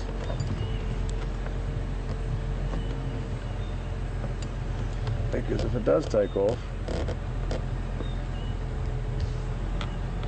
we're going to see that beautiful blue back now. Oh, wonderful.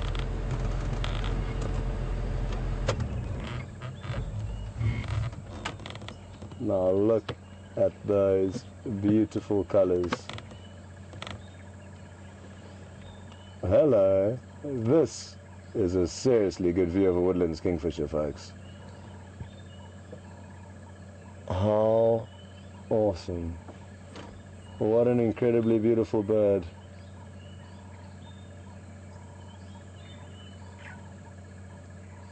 Aren't we lucky, folks? This is such a good view.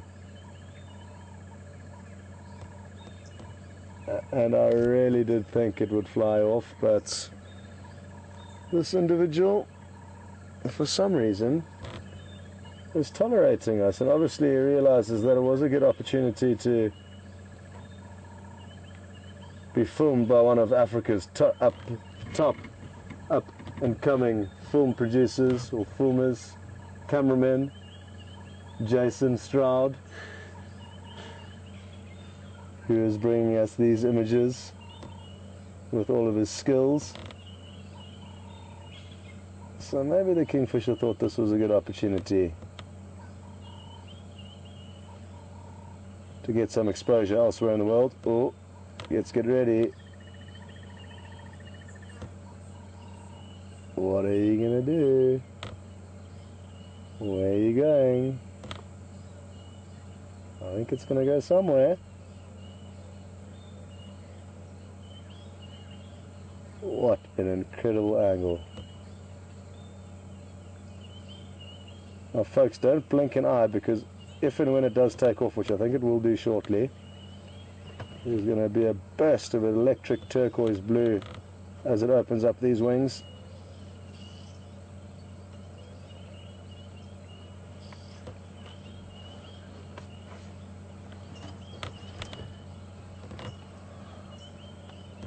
I'll try and snap off a photo. I've been delaying it because I know that as soon as I get my camera out, it's going to fly. So now I've managed to get my lens cap off, my camera out. I'm turning around slowly to hopefully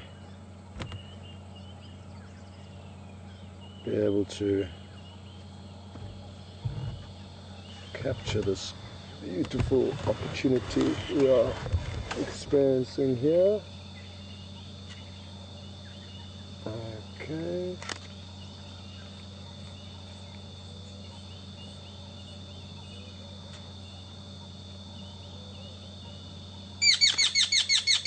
Wonderful. Please open your wings for us now. Come on. Come on, birds. Open your wings.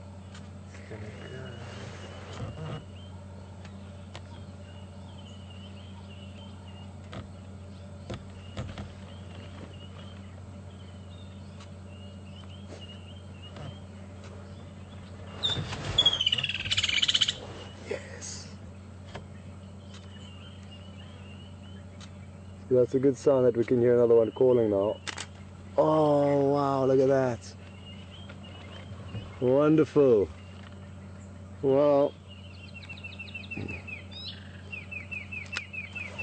that, folks, was a spectacular view of a spectacular bird. So I'm glad you all enjoyed it. And well done with your very, very nifty camera work, Jason. Okay, so we're just gonna snoop around here for a little bit. Just do one little nose poke around the area, and then from here head on to the lions. Am I imagining things, or yeah, I could well be imagining things.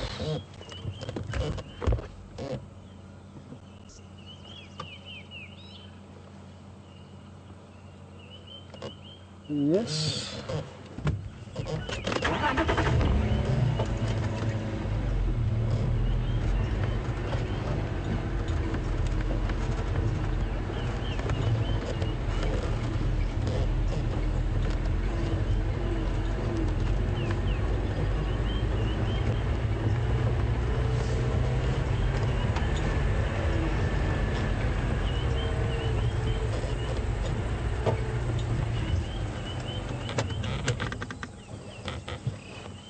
Oh, there's an Atoll Franklin.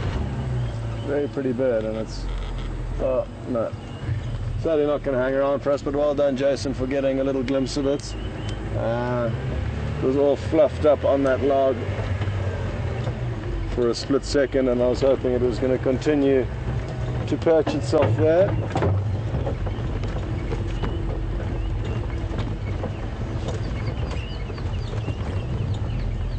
Okay, evidently nobody here, which is understandable, and I didn't have hugely positive feelings about finding anything here, but certainly worth double checking. Djuma could well be in the nearby area, full bellied and snoozing. Certainly worth double checking. Djuma could well be in the nearby area, full bellied and snoozing.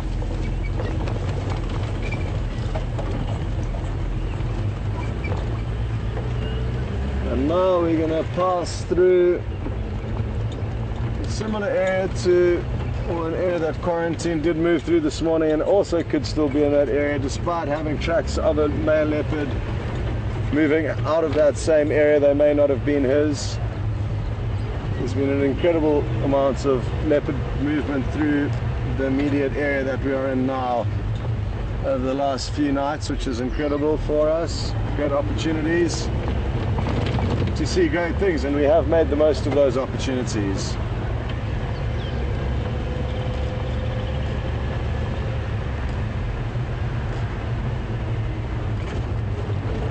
Okay.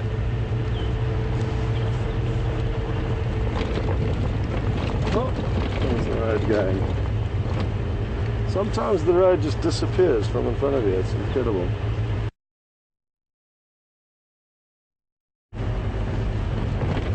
Okay, copy, thanks. I'd like to make my way there from Arathusa Dam.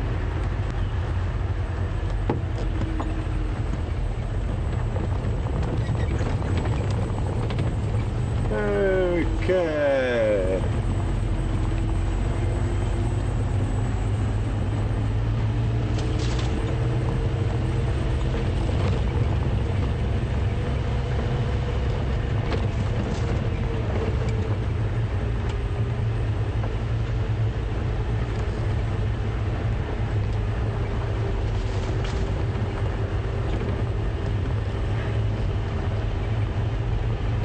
Jason, what do you think is going to happen with the hyena? Do you think we're going to get lucky, or do you think they're going to wait for the lion to leave this buffalo kill? Do you think we're going to be in for some action this evening?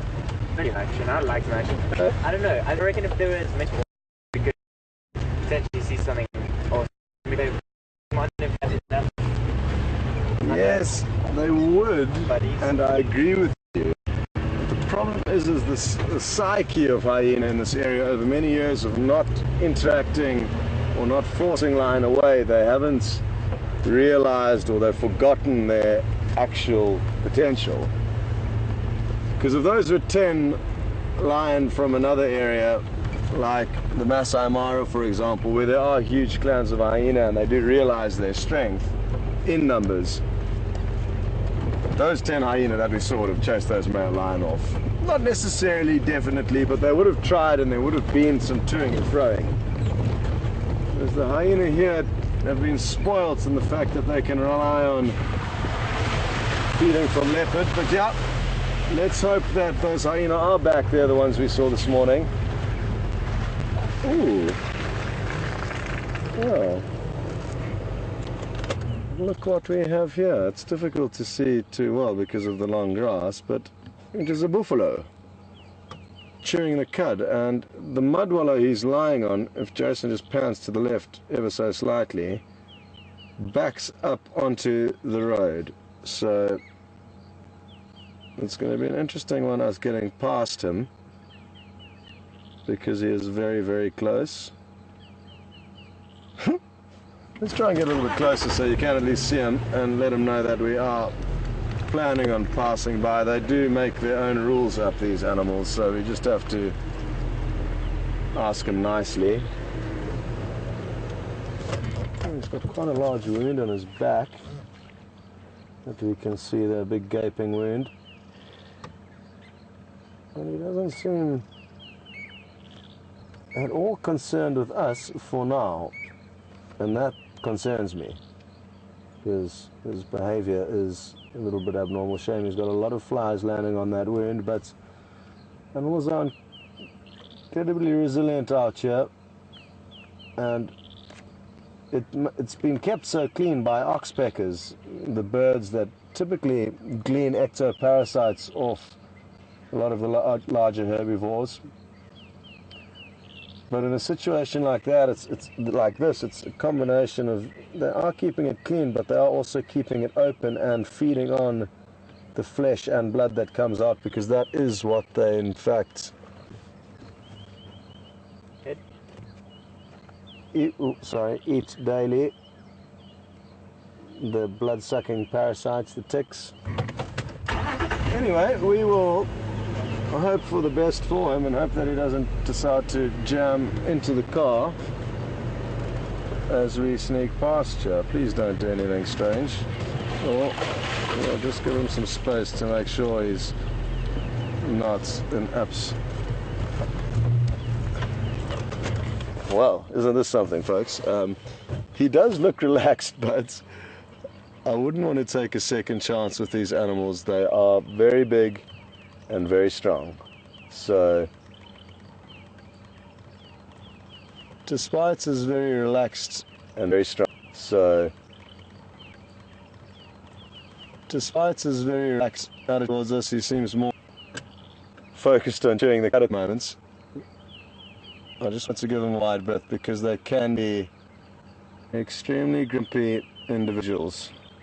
So we'll just carry on now before he lies back on. Let's speed us around to me. Romeo, thankfully, is on the side of the vehicle, so he'll be fine. Sorry, buddy. We did need to get past. We're going to look at one of the enemies, the lion, and go back to that mud wallow and count.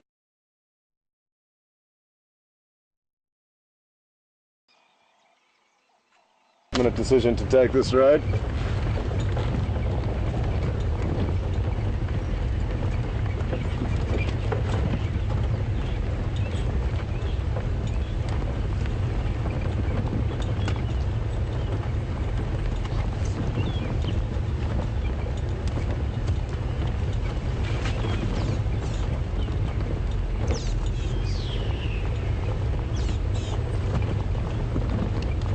Okay, well, it has been a fairly quiet afternoon, folks. We have seen some beautiful scenery though, and interesting little things. The dwarf mongoose are awesome here.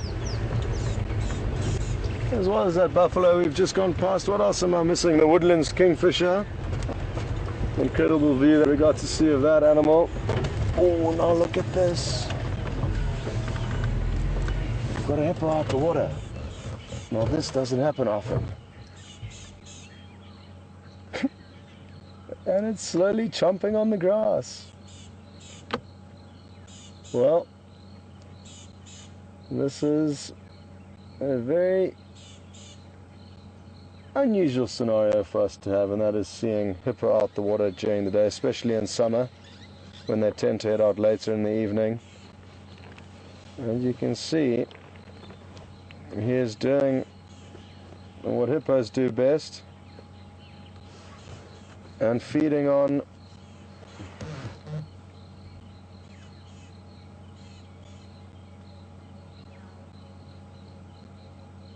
the grass. I'm just trying to have a closer look as to who this hippo could be.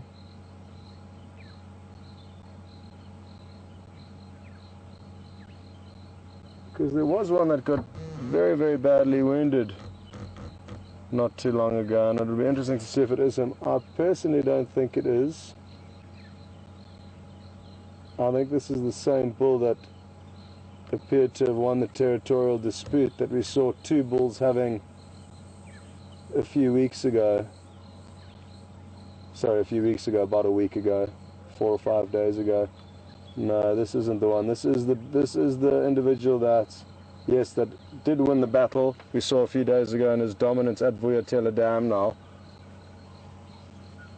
Oh, he's just doing his dung marking, which is perfect timing because that is also a territorial mark or display.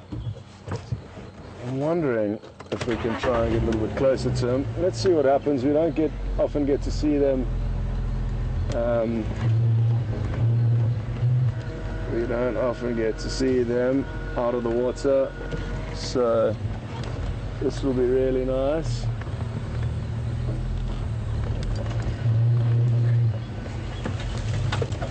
Provided he doesn't wait. Oh.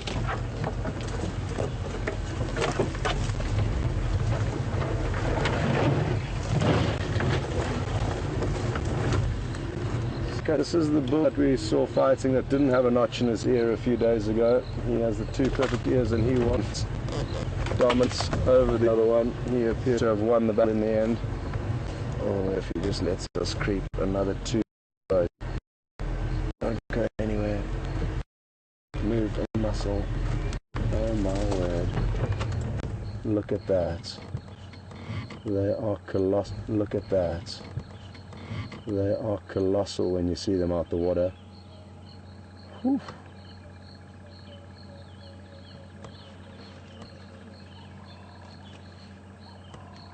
You see he does have a little bit of a gash out of his nose there, and that could have been from the recent territorial disputes he had. He's got a few slight grazes on his body, but nothing too bad. If you do pan across his body, Jason, and zoom in a little bit, you will see a lot of older scars from older battles.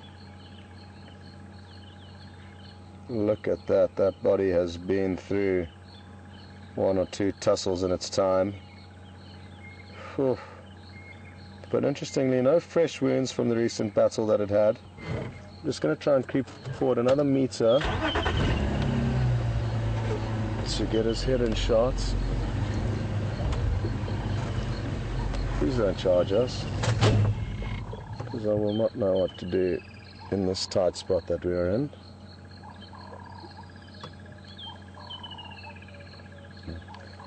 Who would have thought such a big animal with such big teeth and a big mouth would only eat grass?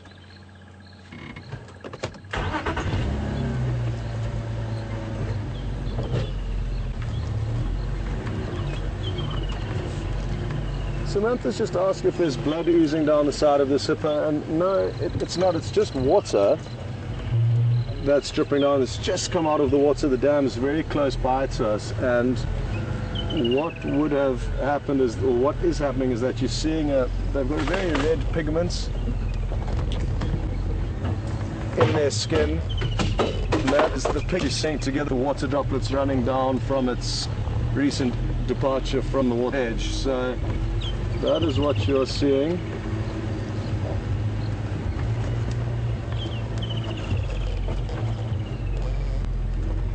Sorry guys, I don't know if I'm doing the best thing by trying to park here, but I've got limited angles to work with. Is that good? Yeah, that'll work, eh, Jason? Good. Okay. It really is incredible to see how placid he is. You wonder if it's love sick or actually physically sick. It just doesn't seem happy, but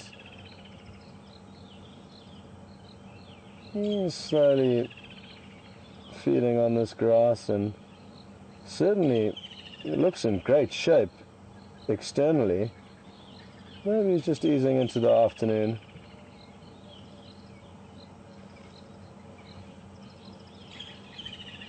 Look at that mouth. Whew.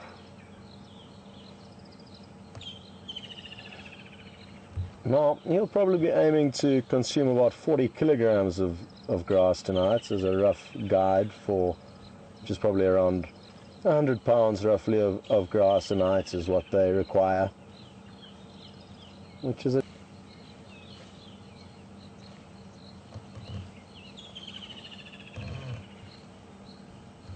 I can't go any further forward to get a better angle, but he is coming straight towards us, so with a bit of luck he will continue on his path.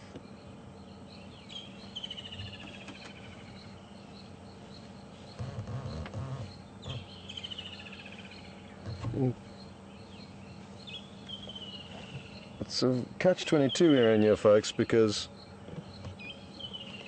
this hippo is such a unique scenario to be in, to be viewing a hippo out the water feeding. especially here where we find ourselves in the Sabi Sands. So I don't want to go anywhere. But the other half of me is reminding me that there are lions and hyena and a buffalo carcass. But look at these views we're getting of such an awesome animal that... Ooh! What was that got them all worked up? Hey? Wasn't that interesting? A little bit of a mood swing we just experienced there. He was completely relaxed and then something just bothered him.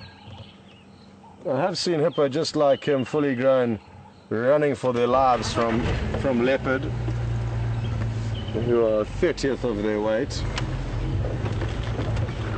And thankfully, he has just made up our mind for us. We've had some great sightings of him. He's had a bit of a mood swing.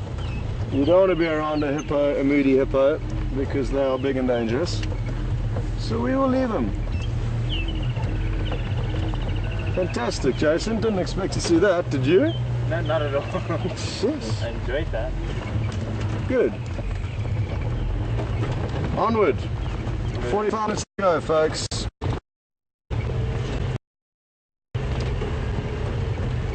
Well, let's hopefully not bump into two more characters along the way before we get to his line.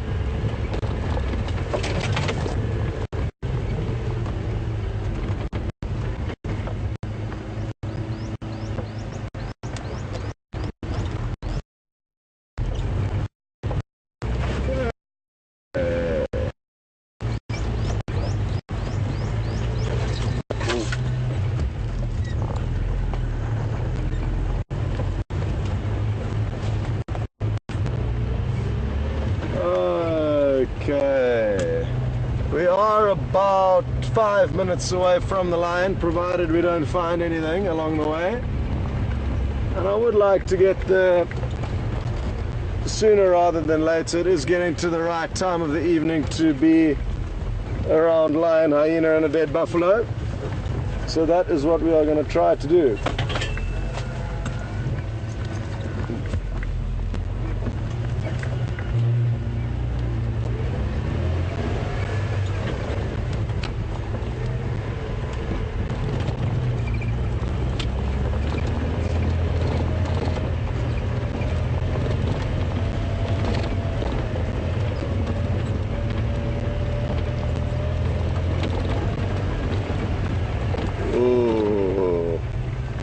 Should we do the moon later or now?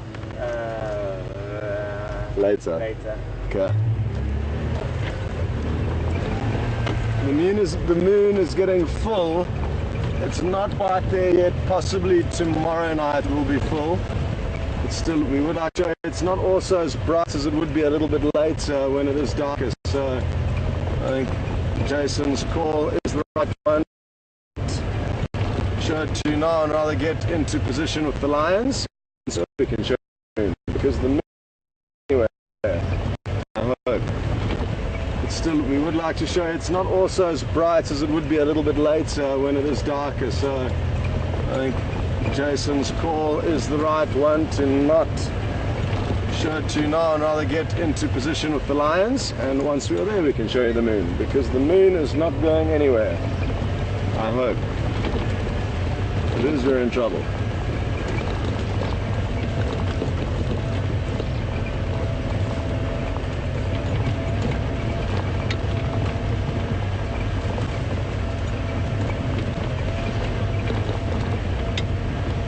Oh, some Nyala running across the road in front of us briefly. Didn't hear any alarm calls, so maybe they're just doing a little evening leg stretch as opposed to fleeing from anything in specific. They came from right to left though, so we will keep our eyes on the right hand side for in case something was pursuing them.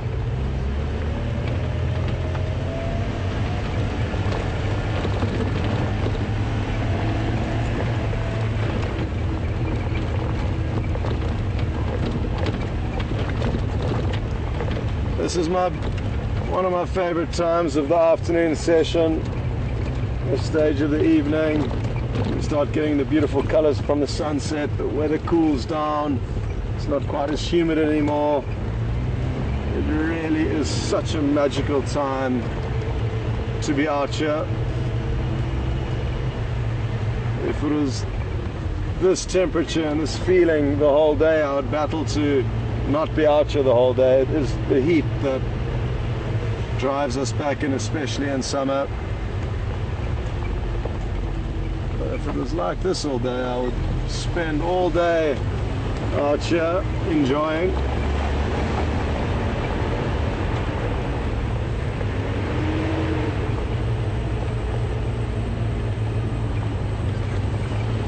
Okay, just a few more minutes and then we will hopefully be looking at some lion, some hyena, and watching them interact and decide who's going to get the last of the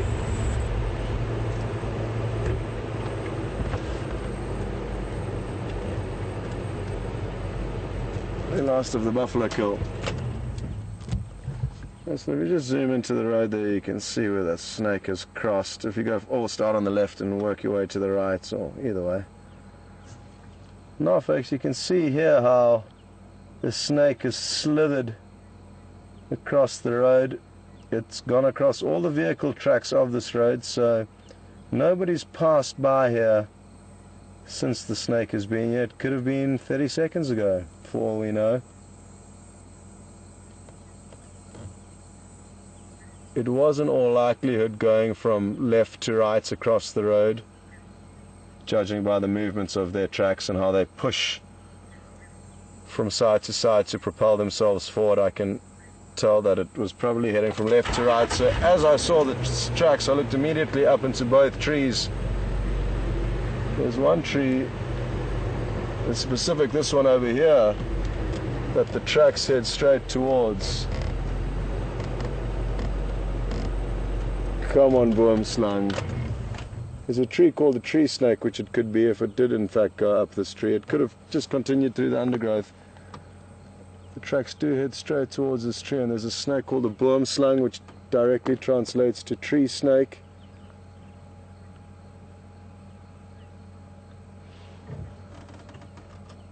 But it's incredibly difficult to see a snake in a tree, folks, unless it's moving.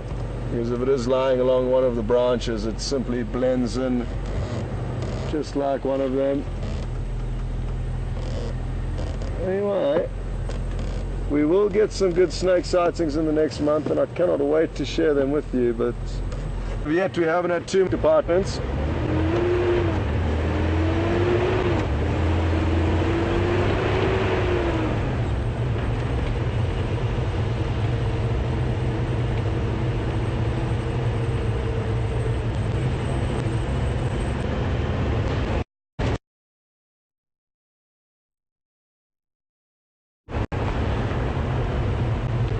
Sorry folks, there's just a bit of pandemonium on the radio. I'm just trying to decipher what's being said.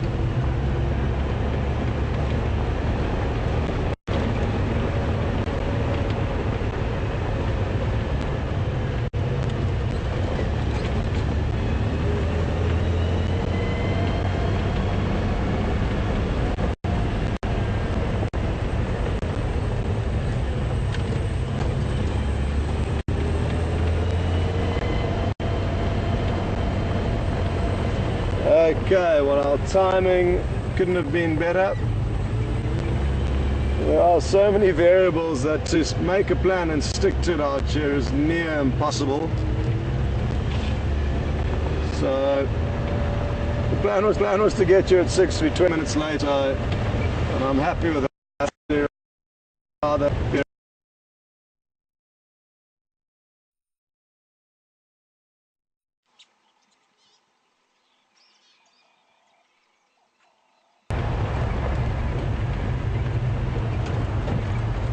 Okay, we are very, very near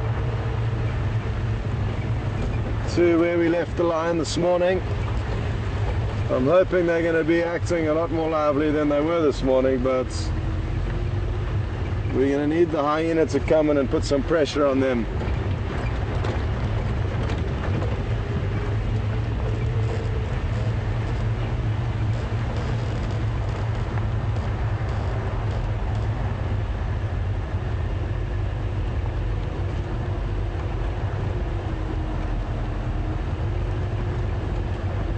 Okay, where are you, lion? The next corner should provide us with our first view of them.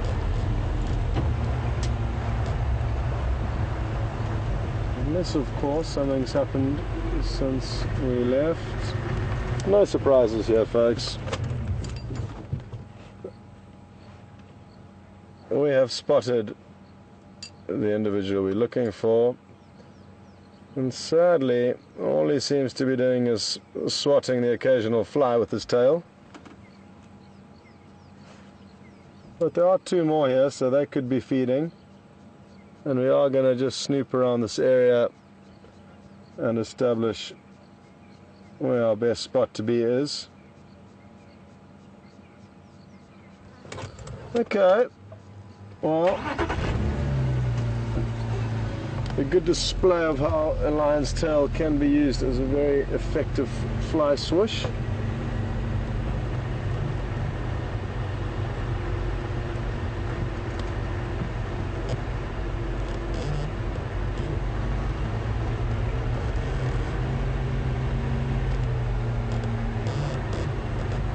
Oof. It sure is smelly over here. I think the vultures have been sifting through the lion poop.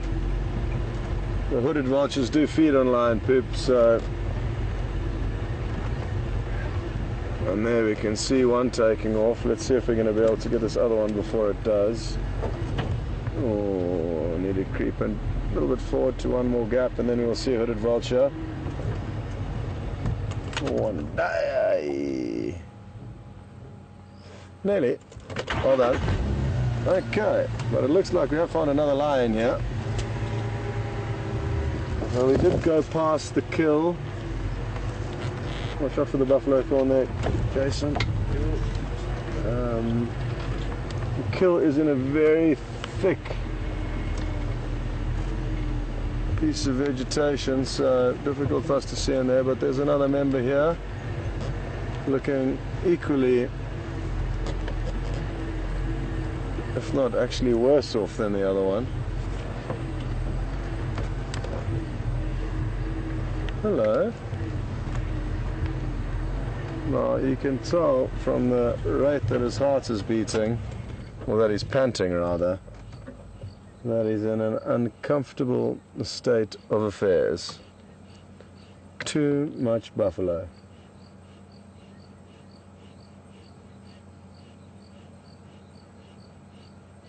You might even just be able to hear the panting. Can you hear it there, Romeo? Yeah. Wonderful.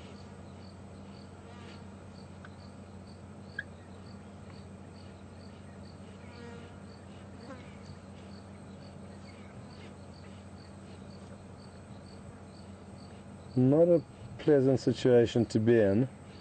Very full-bellied, hot, and being pestered by flies. But that's what lions deal with on almost a daily basis out here, well, especially in summer they do.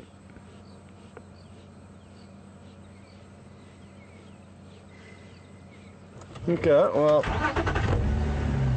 let's keep looking around for the third individual. It may provide us with a little bit more entertainment than this guy.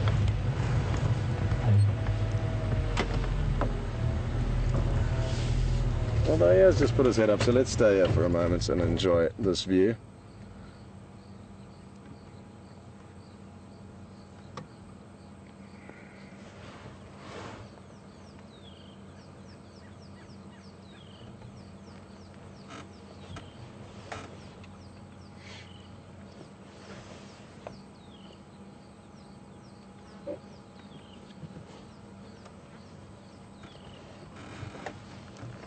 Well, I'm glad he put his head up, folks, because now we do have an incredible view of that beautiful head of theirs, and there's two lower canines sticking out, and they are sizey, and you can understand how effective they must be in helping to latch on to prey.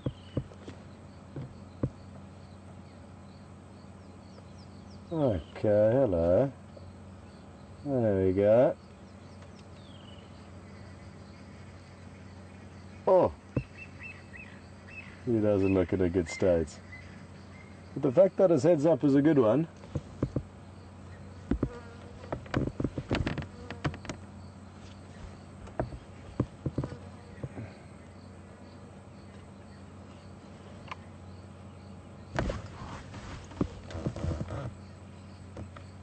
I wonder how long it will be before he does decide to get up and go and feed. It could be weeks. It could be weeks, according to Jason. They certainly will continue to feed tonight, but at what time? I certainly don't know.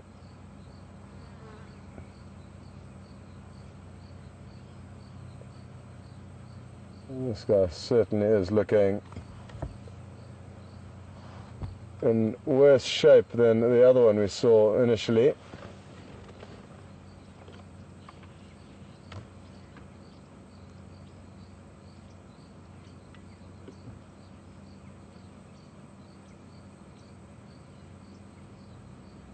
I think what we should do is go and try and examine the carcass. He's not going anywhere and we have enjoyed a good view of him. So let's try and find out where the third member could be. It's usually a coalition of 5 males, but 2 of them have been split up. We're not sure where they could be.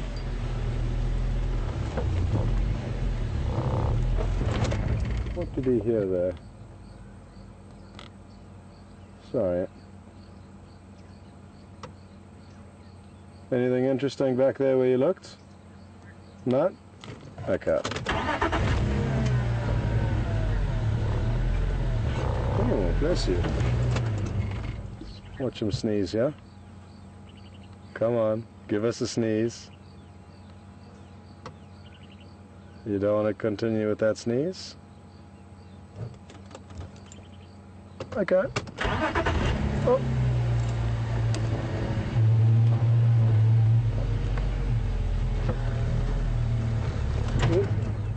Just a fur ball he might be coughing up.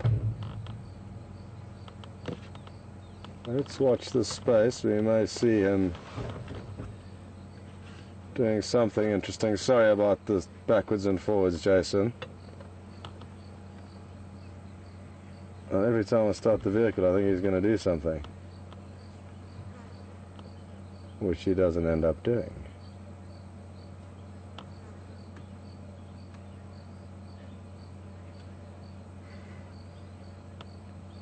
It's like he's going through waves of discomfort, this guy. Because it builds up into what it is now, mouth open, really panting deeply, to kind of calmer states of affairs. It could be that he's got a fur ball interfering with his afternoon plans, so he does need to get that out of his body at some stage. And even though they are feeding on mainly the meat of the buffalo, some hair does make its way into their stomachs.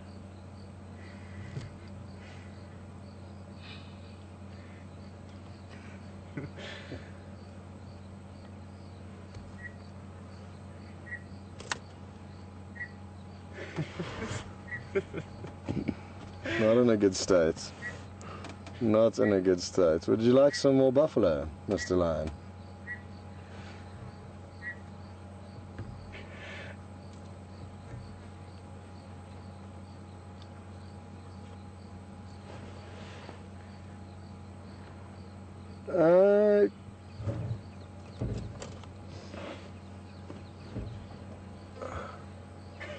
Just got a question through on Twitter asking if lions eat so much that they vomit, and not that I've seen.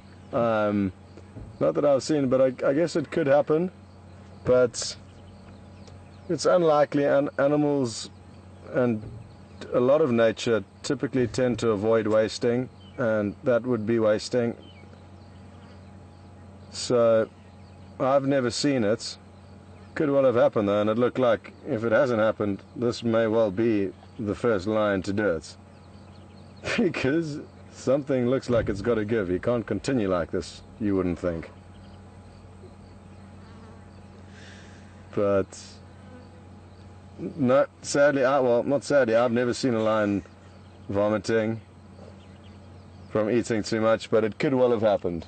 Could well have happened one day out there. Okay.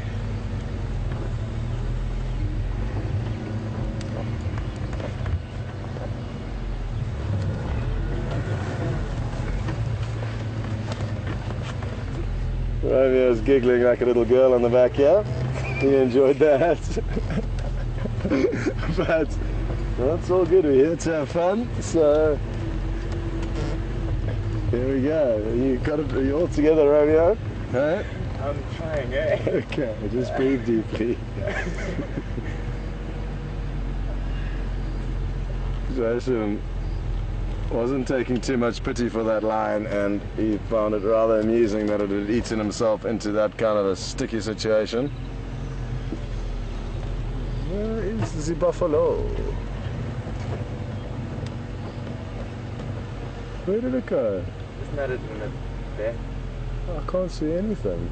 In the darkest, deepest bushes. I can certainly smell it. There you are. Oof, we are not in a good space.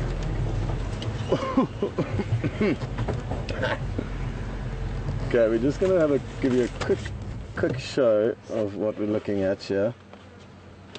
But it is extremely unpleasant to smell, and you can probably even hear all the flies buzzing around us.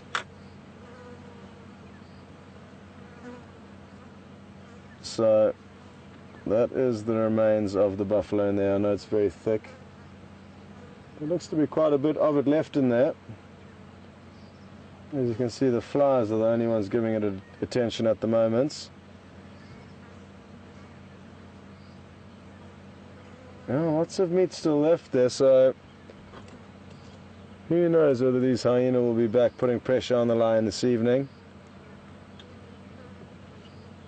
It sadly doesn't look like anything's going to happen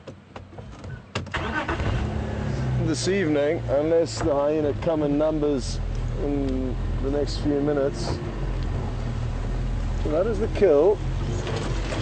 And now what we'll do is head off to another lion. We'll look for another lion. Ooh.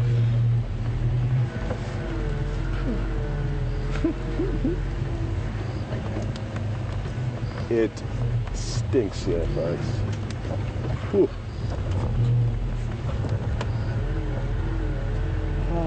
Fresh air. We've just moved out of the little pocket of buffalo smell.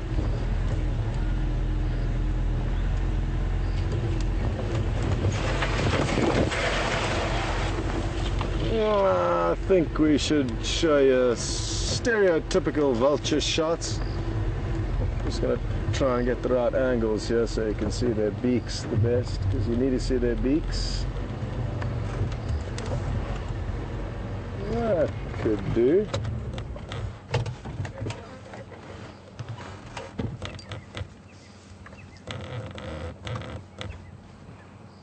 Well, these vultures are simply waiting for the lion and hyena to finish their business. Fortunately enough, a few weeks ago, I was lucky enough to watch probably 40 vultures eventually pluck up the courage to start feeding on a buffalo kill that had been abandoned by these same lions. So there was about 40 vultures up in the trees, sitting there just as they are now. And once they had established that there were no predators left on the ground, the first vulture hit the ground, and the next 40 were, roughly 40 were there shortly after, and they did an incredible job cleaning up that buffalo carcass in an exceptionally short space of time. They can, with those long necks and sharp beaks, get into a lot of nooks and crannies that the lions and hyena can't get into. So again, just an example of how nature does not waste, and how everything does go back into the nutrient cycle.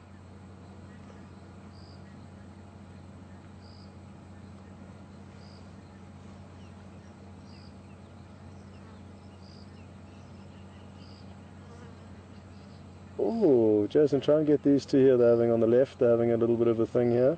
Looks like they, oh, you two, play nicely. Well, these two, for some reason, aren't happy with where one another are perched at the moment, so let's keep an eye on them. They might have resolved the little issue they had earlier, but the one on the top was pecking down at the one below.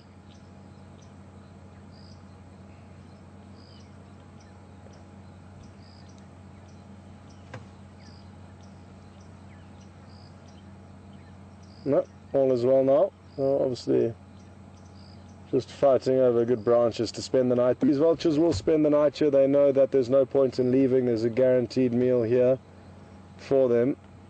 It's just a bit of a waiting game. And if any of them did decide to leave, or did think it was a better idea to move off and look for food elsewhere, they could well have, or would have, flown off in the middle of the day when there's still a lot more thermals which allow them to fly more efficiently, conserving their energy. Whereas for these vultures to be flying at this stage of the evening, they'd be expending huge amounts of energy, and you very seldom see them flying now. So they're going to spend the night here, and hopefully tomorrow you'll be spoilt with some good vulture activity. I'm guessing that Mark will be presenting tomorrow, due to the fact that we're back to the one vehicle scenario that we were in a few days ago. So we will alternate one day on, one day off, which means tomorrow he'll be up, unless Jigger did get fixed this afternoon. I sadly think that is unlikely. But we will certainly tell Mark about the ongoings today, every last detail, and that way he's then geared up with some useful information for when he comes out tomorrow.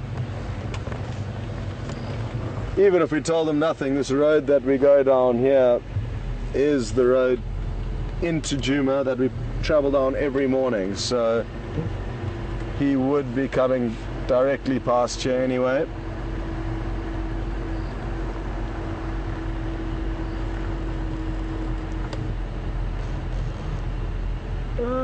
Okay. I'm not sure where the third individual is, but we'll go back to the initial.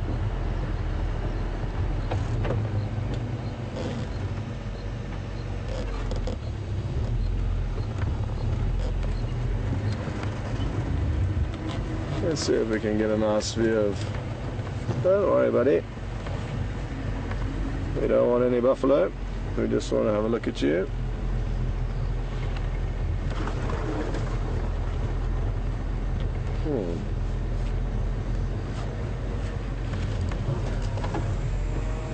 It's quite a nice little dip we can go down into here, and then hopefully be eye level with them, which will be nice, provided we don't get stuck.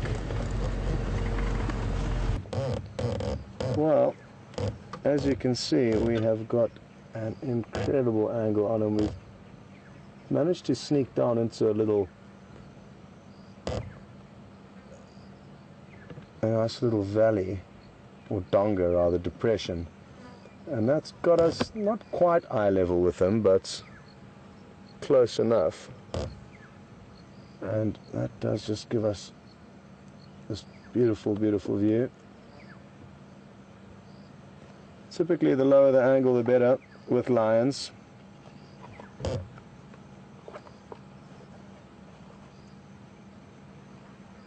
Well, I'm just going to get comfortable because I don't think we're going anywhere for the time being. Ooh, oopsie. That should be disengaged, the hooter.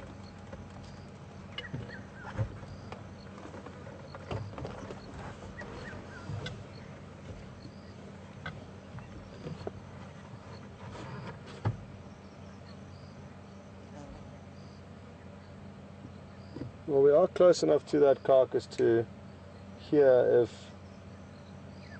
any of them do start feeding.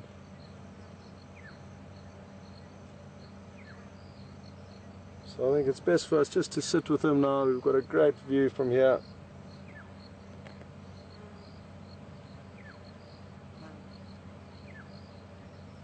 And if there's any attention to the carcass, we are very close by, so we'll be able to monitor that.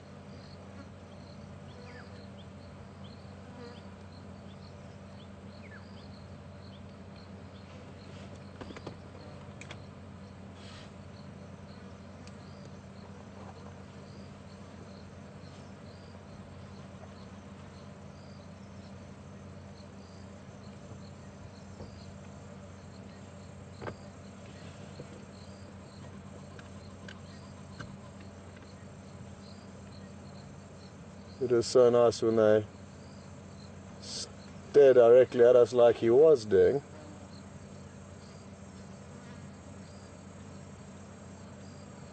But now he's assumed his position that he has spent the majority of the day in, and that is horizontal.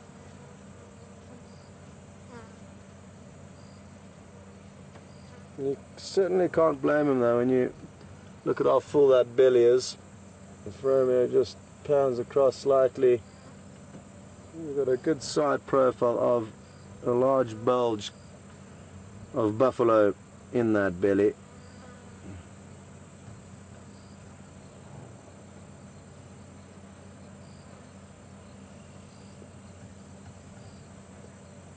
And sadly, the predictions to see a hyena and lion showdown does not look like it is going to be happening this evening, or at least not immediately, not while we are here in the next few minutes.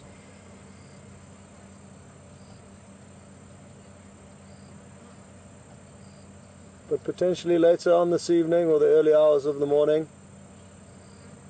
ideally at 6 o'clock tomorrow morning when Mark's here with you guys. And hopefully these lions will be able to feed on a lot of this carcass, and if they do manage to make their way, the majority, through it, then they may move off, or the hyena may build up the courage to start trying to force them off.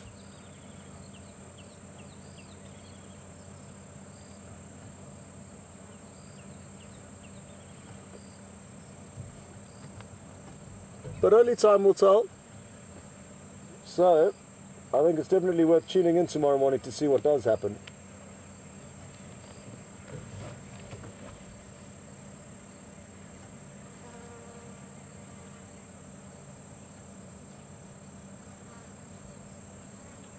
We've got a little video camera on the back of the vehicle that's capturing Jason, the camera, myself, and everything in front of us as well. So Jason's just doing a few running repairs on it now. Taking it off for a pan around rather than it being fixed in one spot. Good idea. We obviously get so much good footage that is filmed by the cameramen, but none actually of us really in the moments. So that is what's nice about the GoPro. And also what's nice about having a cameraman on your vehicle when you're on safari. You get somebody capturing the angle from not only the main camera, but also with another smaller video camera that captures a very wide angle.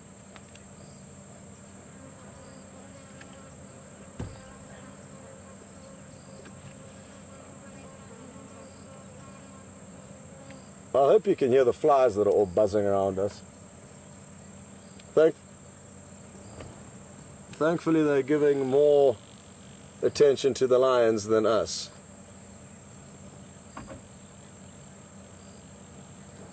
I really would love to know what they hear when they do pick their heads up like that. And okay, Jason's just put his earphones on my head very briefly to give me an idea of the audio you're picking up, and it really is wonderful. I'm so glad you do get to pick up such fine audio. The microphones and technology these days just really make it feel as if you are right here with us.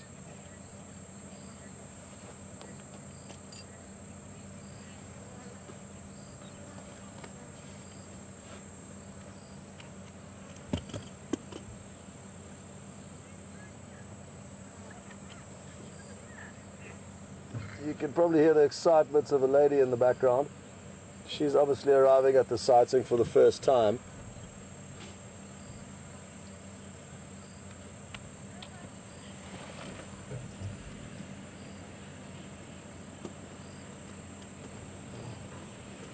And I would like to commend their guide, who looks to be like it's Ephraim, our friend Ephraim, who's also planned his arrival at the time when we hoped to find them active. And it looks like this lion's giving Ephraim a warm welcome by putting his head up for his guests.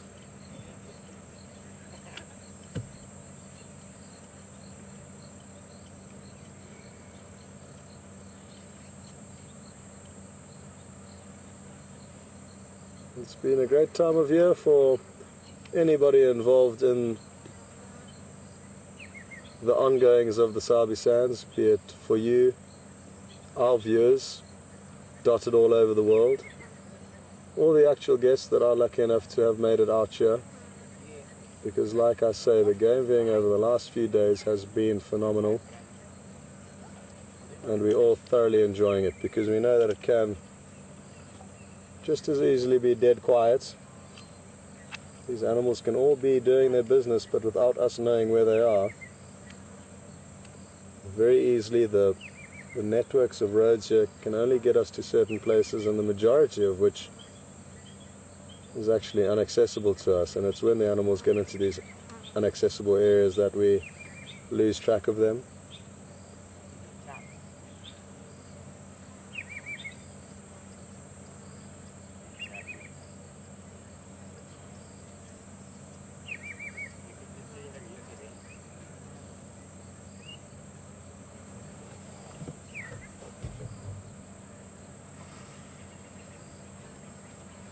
The wind seems, it's not windy, the breeze would be a better term, seems to have changed slightly, and now this buffalo stench is slowly creeping towards us, as it was when we were on the other side of the bush.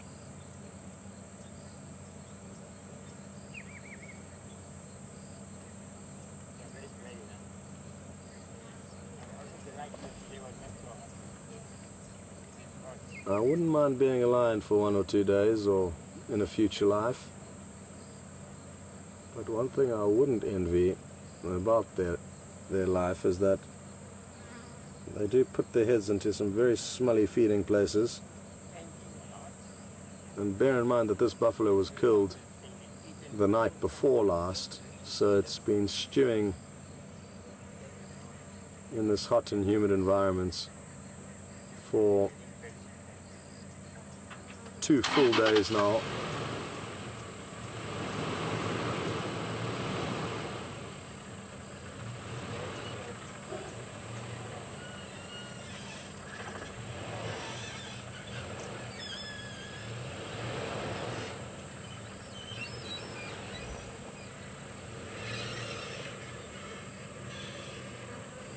We've just got a very interesting question through from Sherry in Ohio.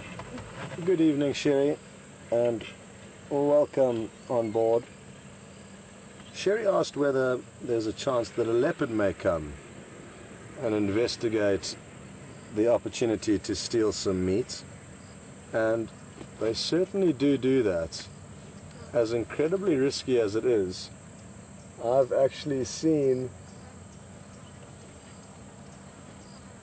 leopard sneaking up and stealing small pieces of kills while the lions sleep around it, just as we're witnessing here.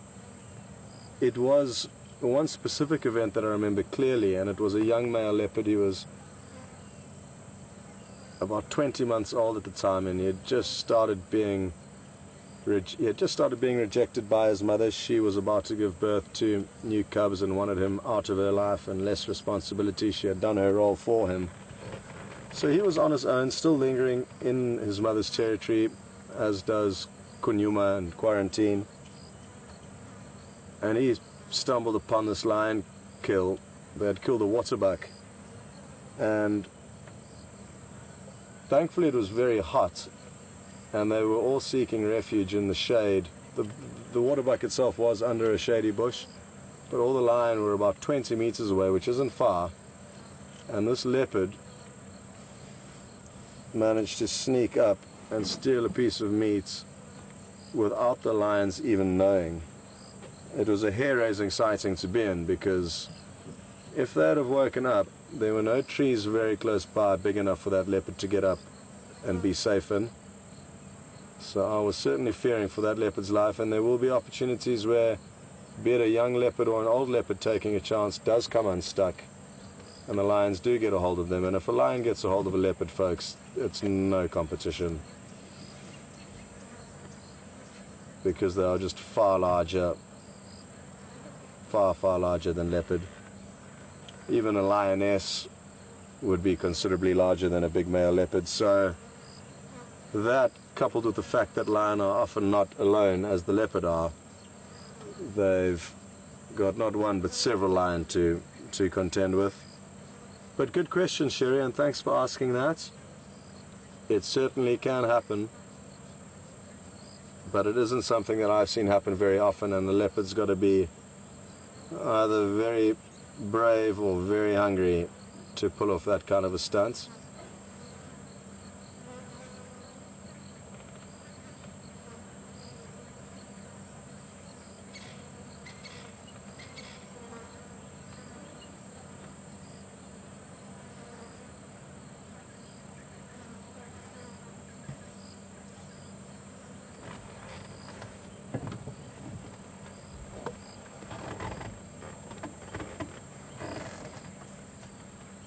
Ephraim, sorry, could you go again with the location?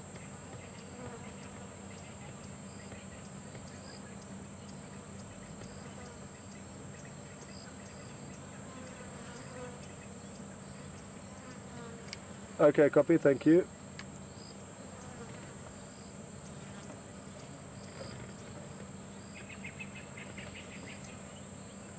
Copy, thanks very much, F.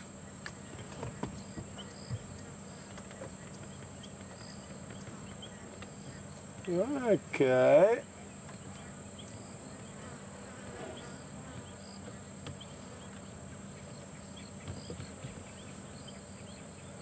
Well, folks, there are just a few minutes left, and sorry, my predictions for potentially active lions and hyenas didn't play out as we had hoped, but we did get to have some great views of these lions, both of which are highly uncomfortable, but did provide us with some great portrait shots staring down the lens at us. So again, a big thank you for joining in this afternoon's drive, and from Jason and myself, we would like to say a big thank you. And just to recap and let you guys know that in all likelihood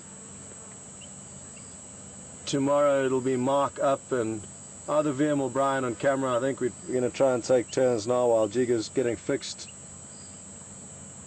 so that we can all try and get out as much as possible. We all do love getting out as much as possible, so it's frustrating that Jiga's broken for you and for us,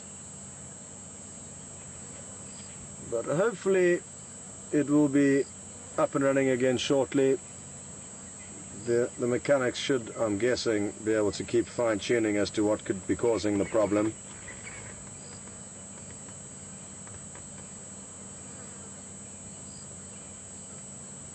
So again, from Jason and myself, thanks very much, and you can expect Mark up tomorrow in the morning and afternoon unless the vehicles do get fixed.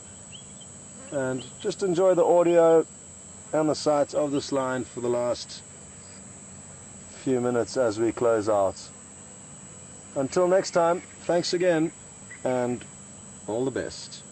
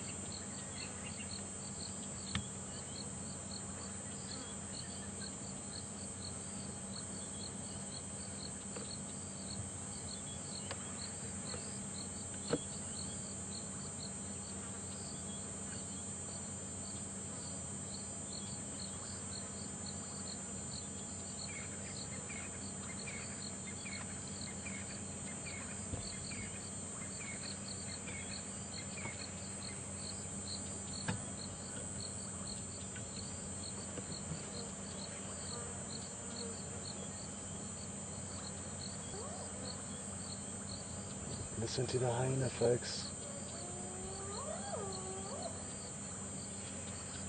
Wonderful.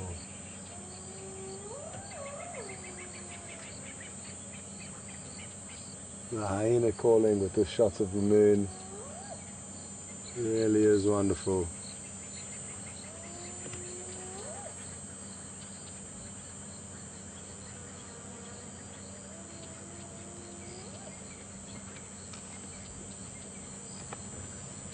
So folks, again from us, the sleeping lion and the calling hyena and the almost full moon, thanks for joining us, and we'll see you again soon.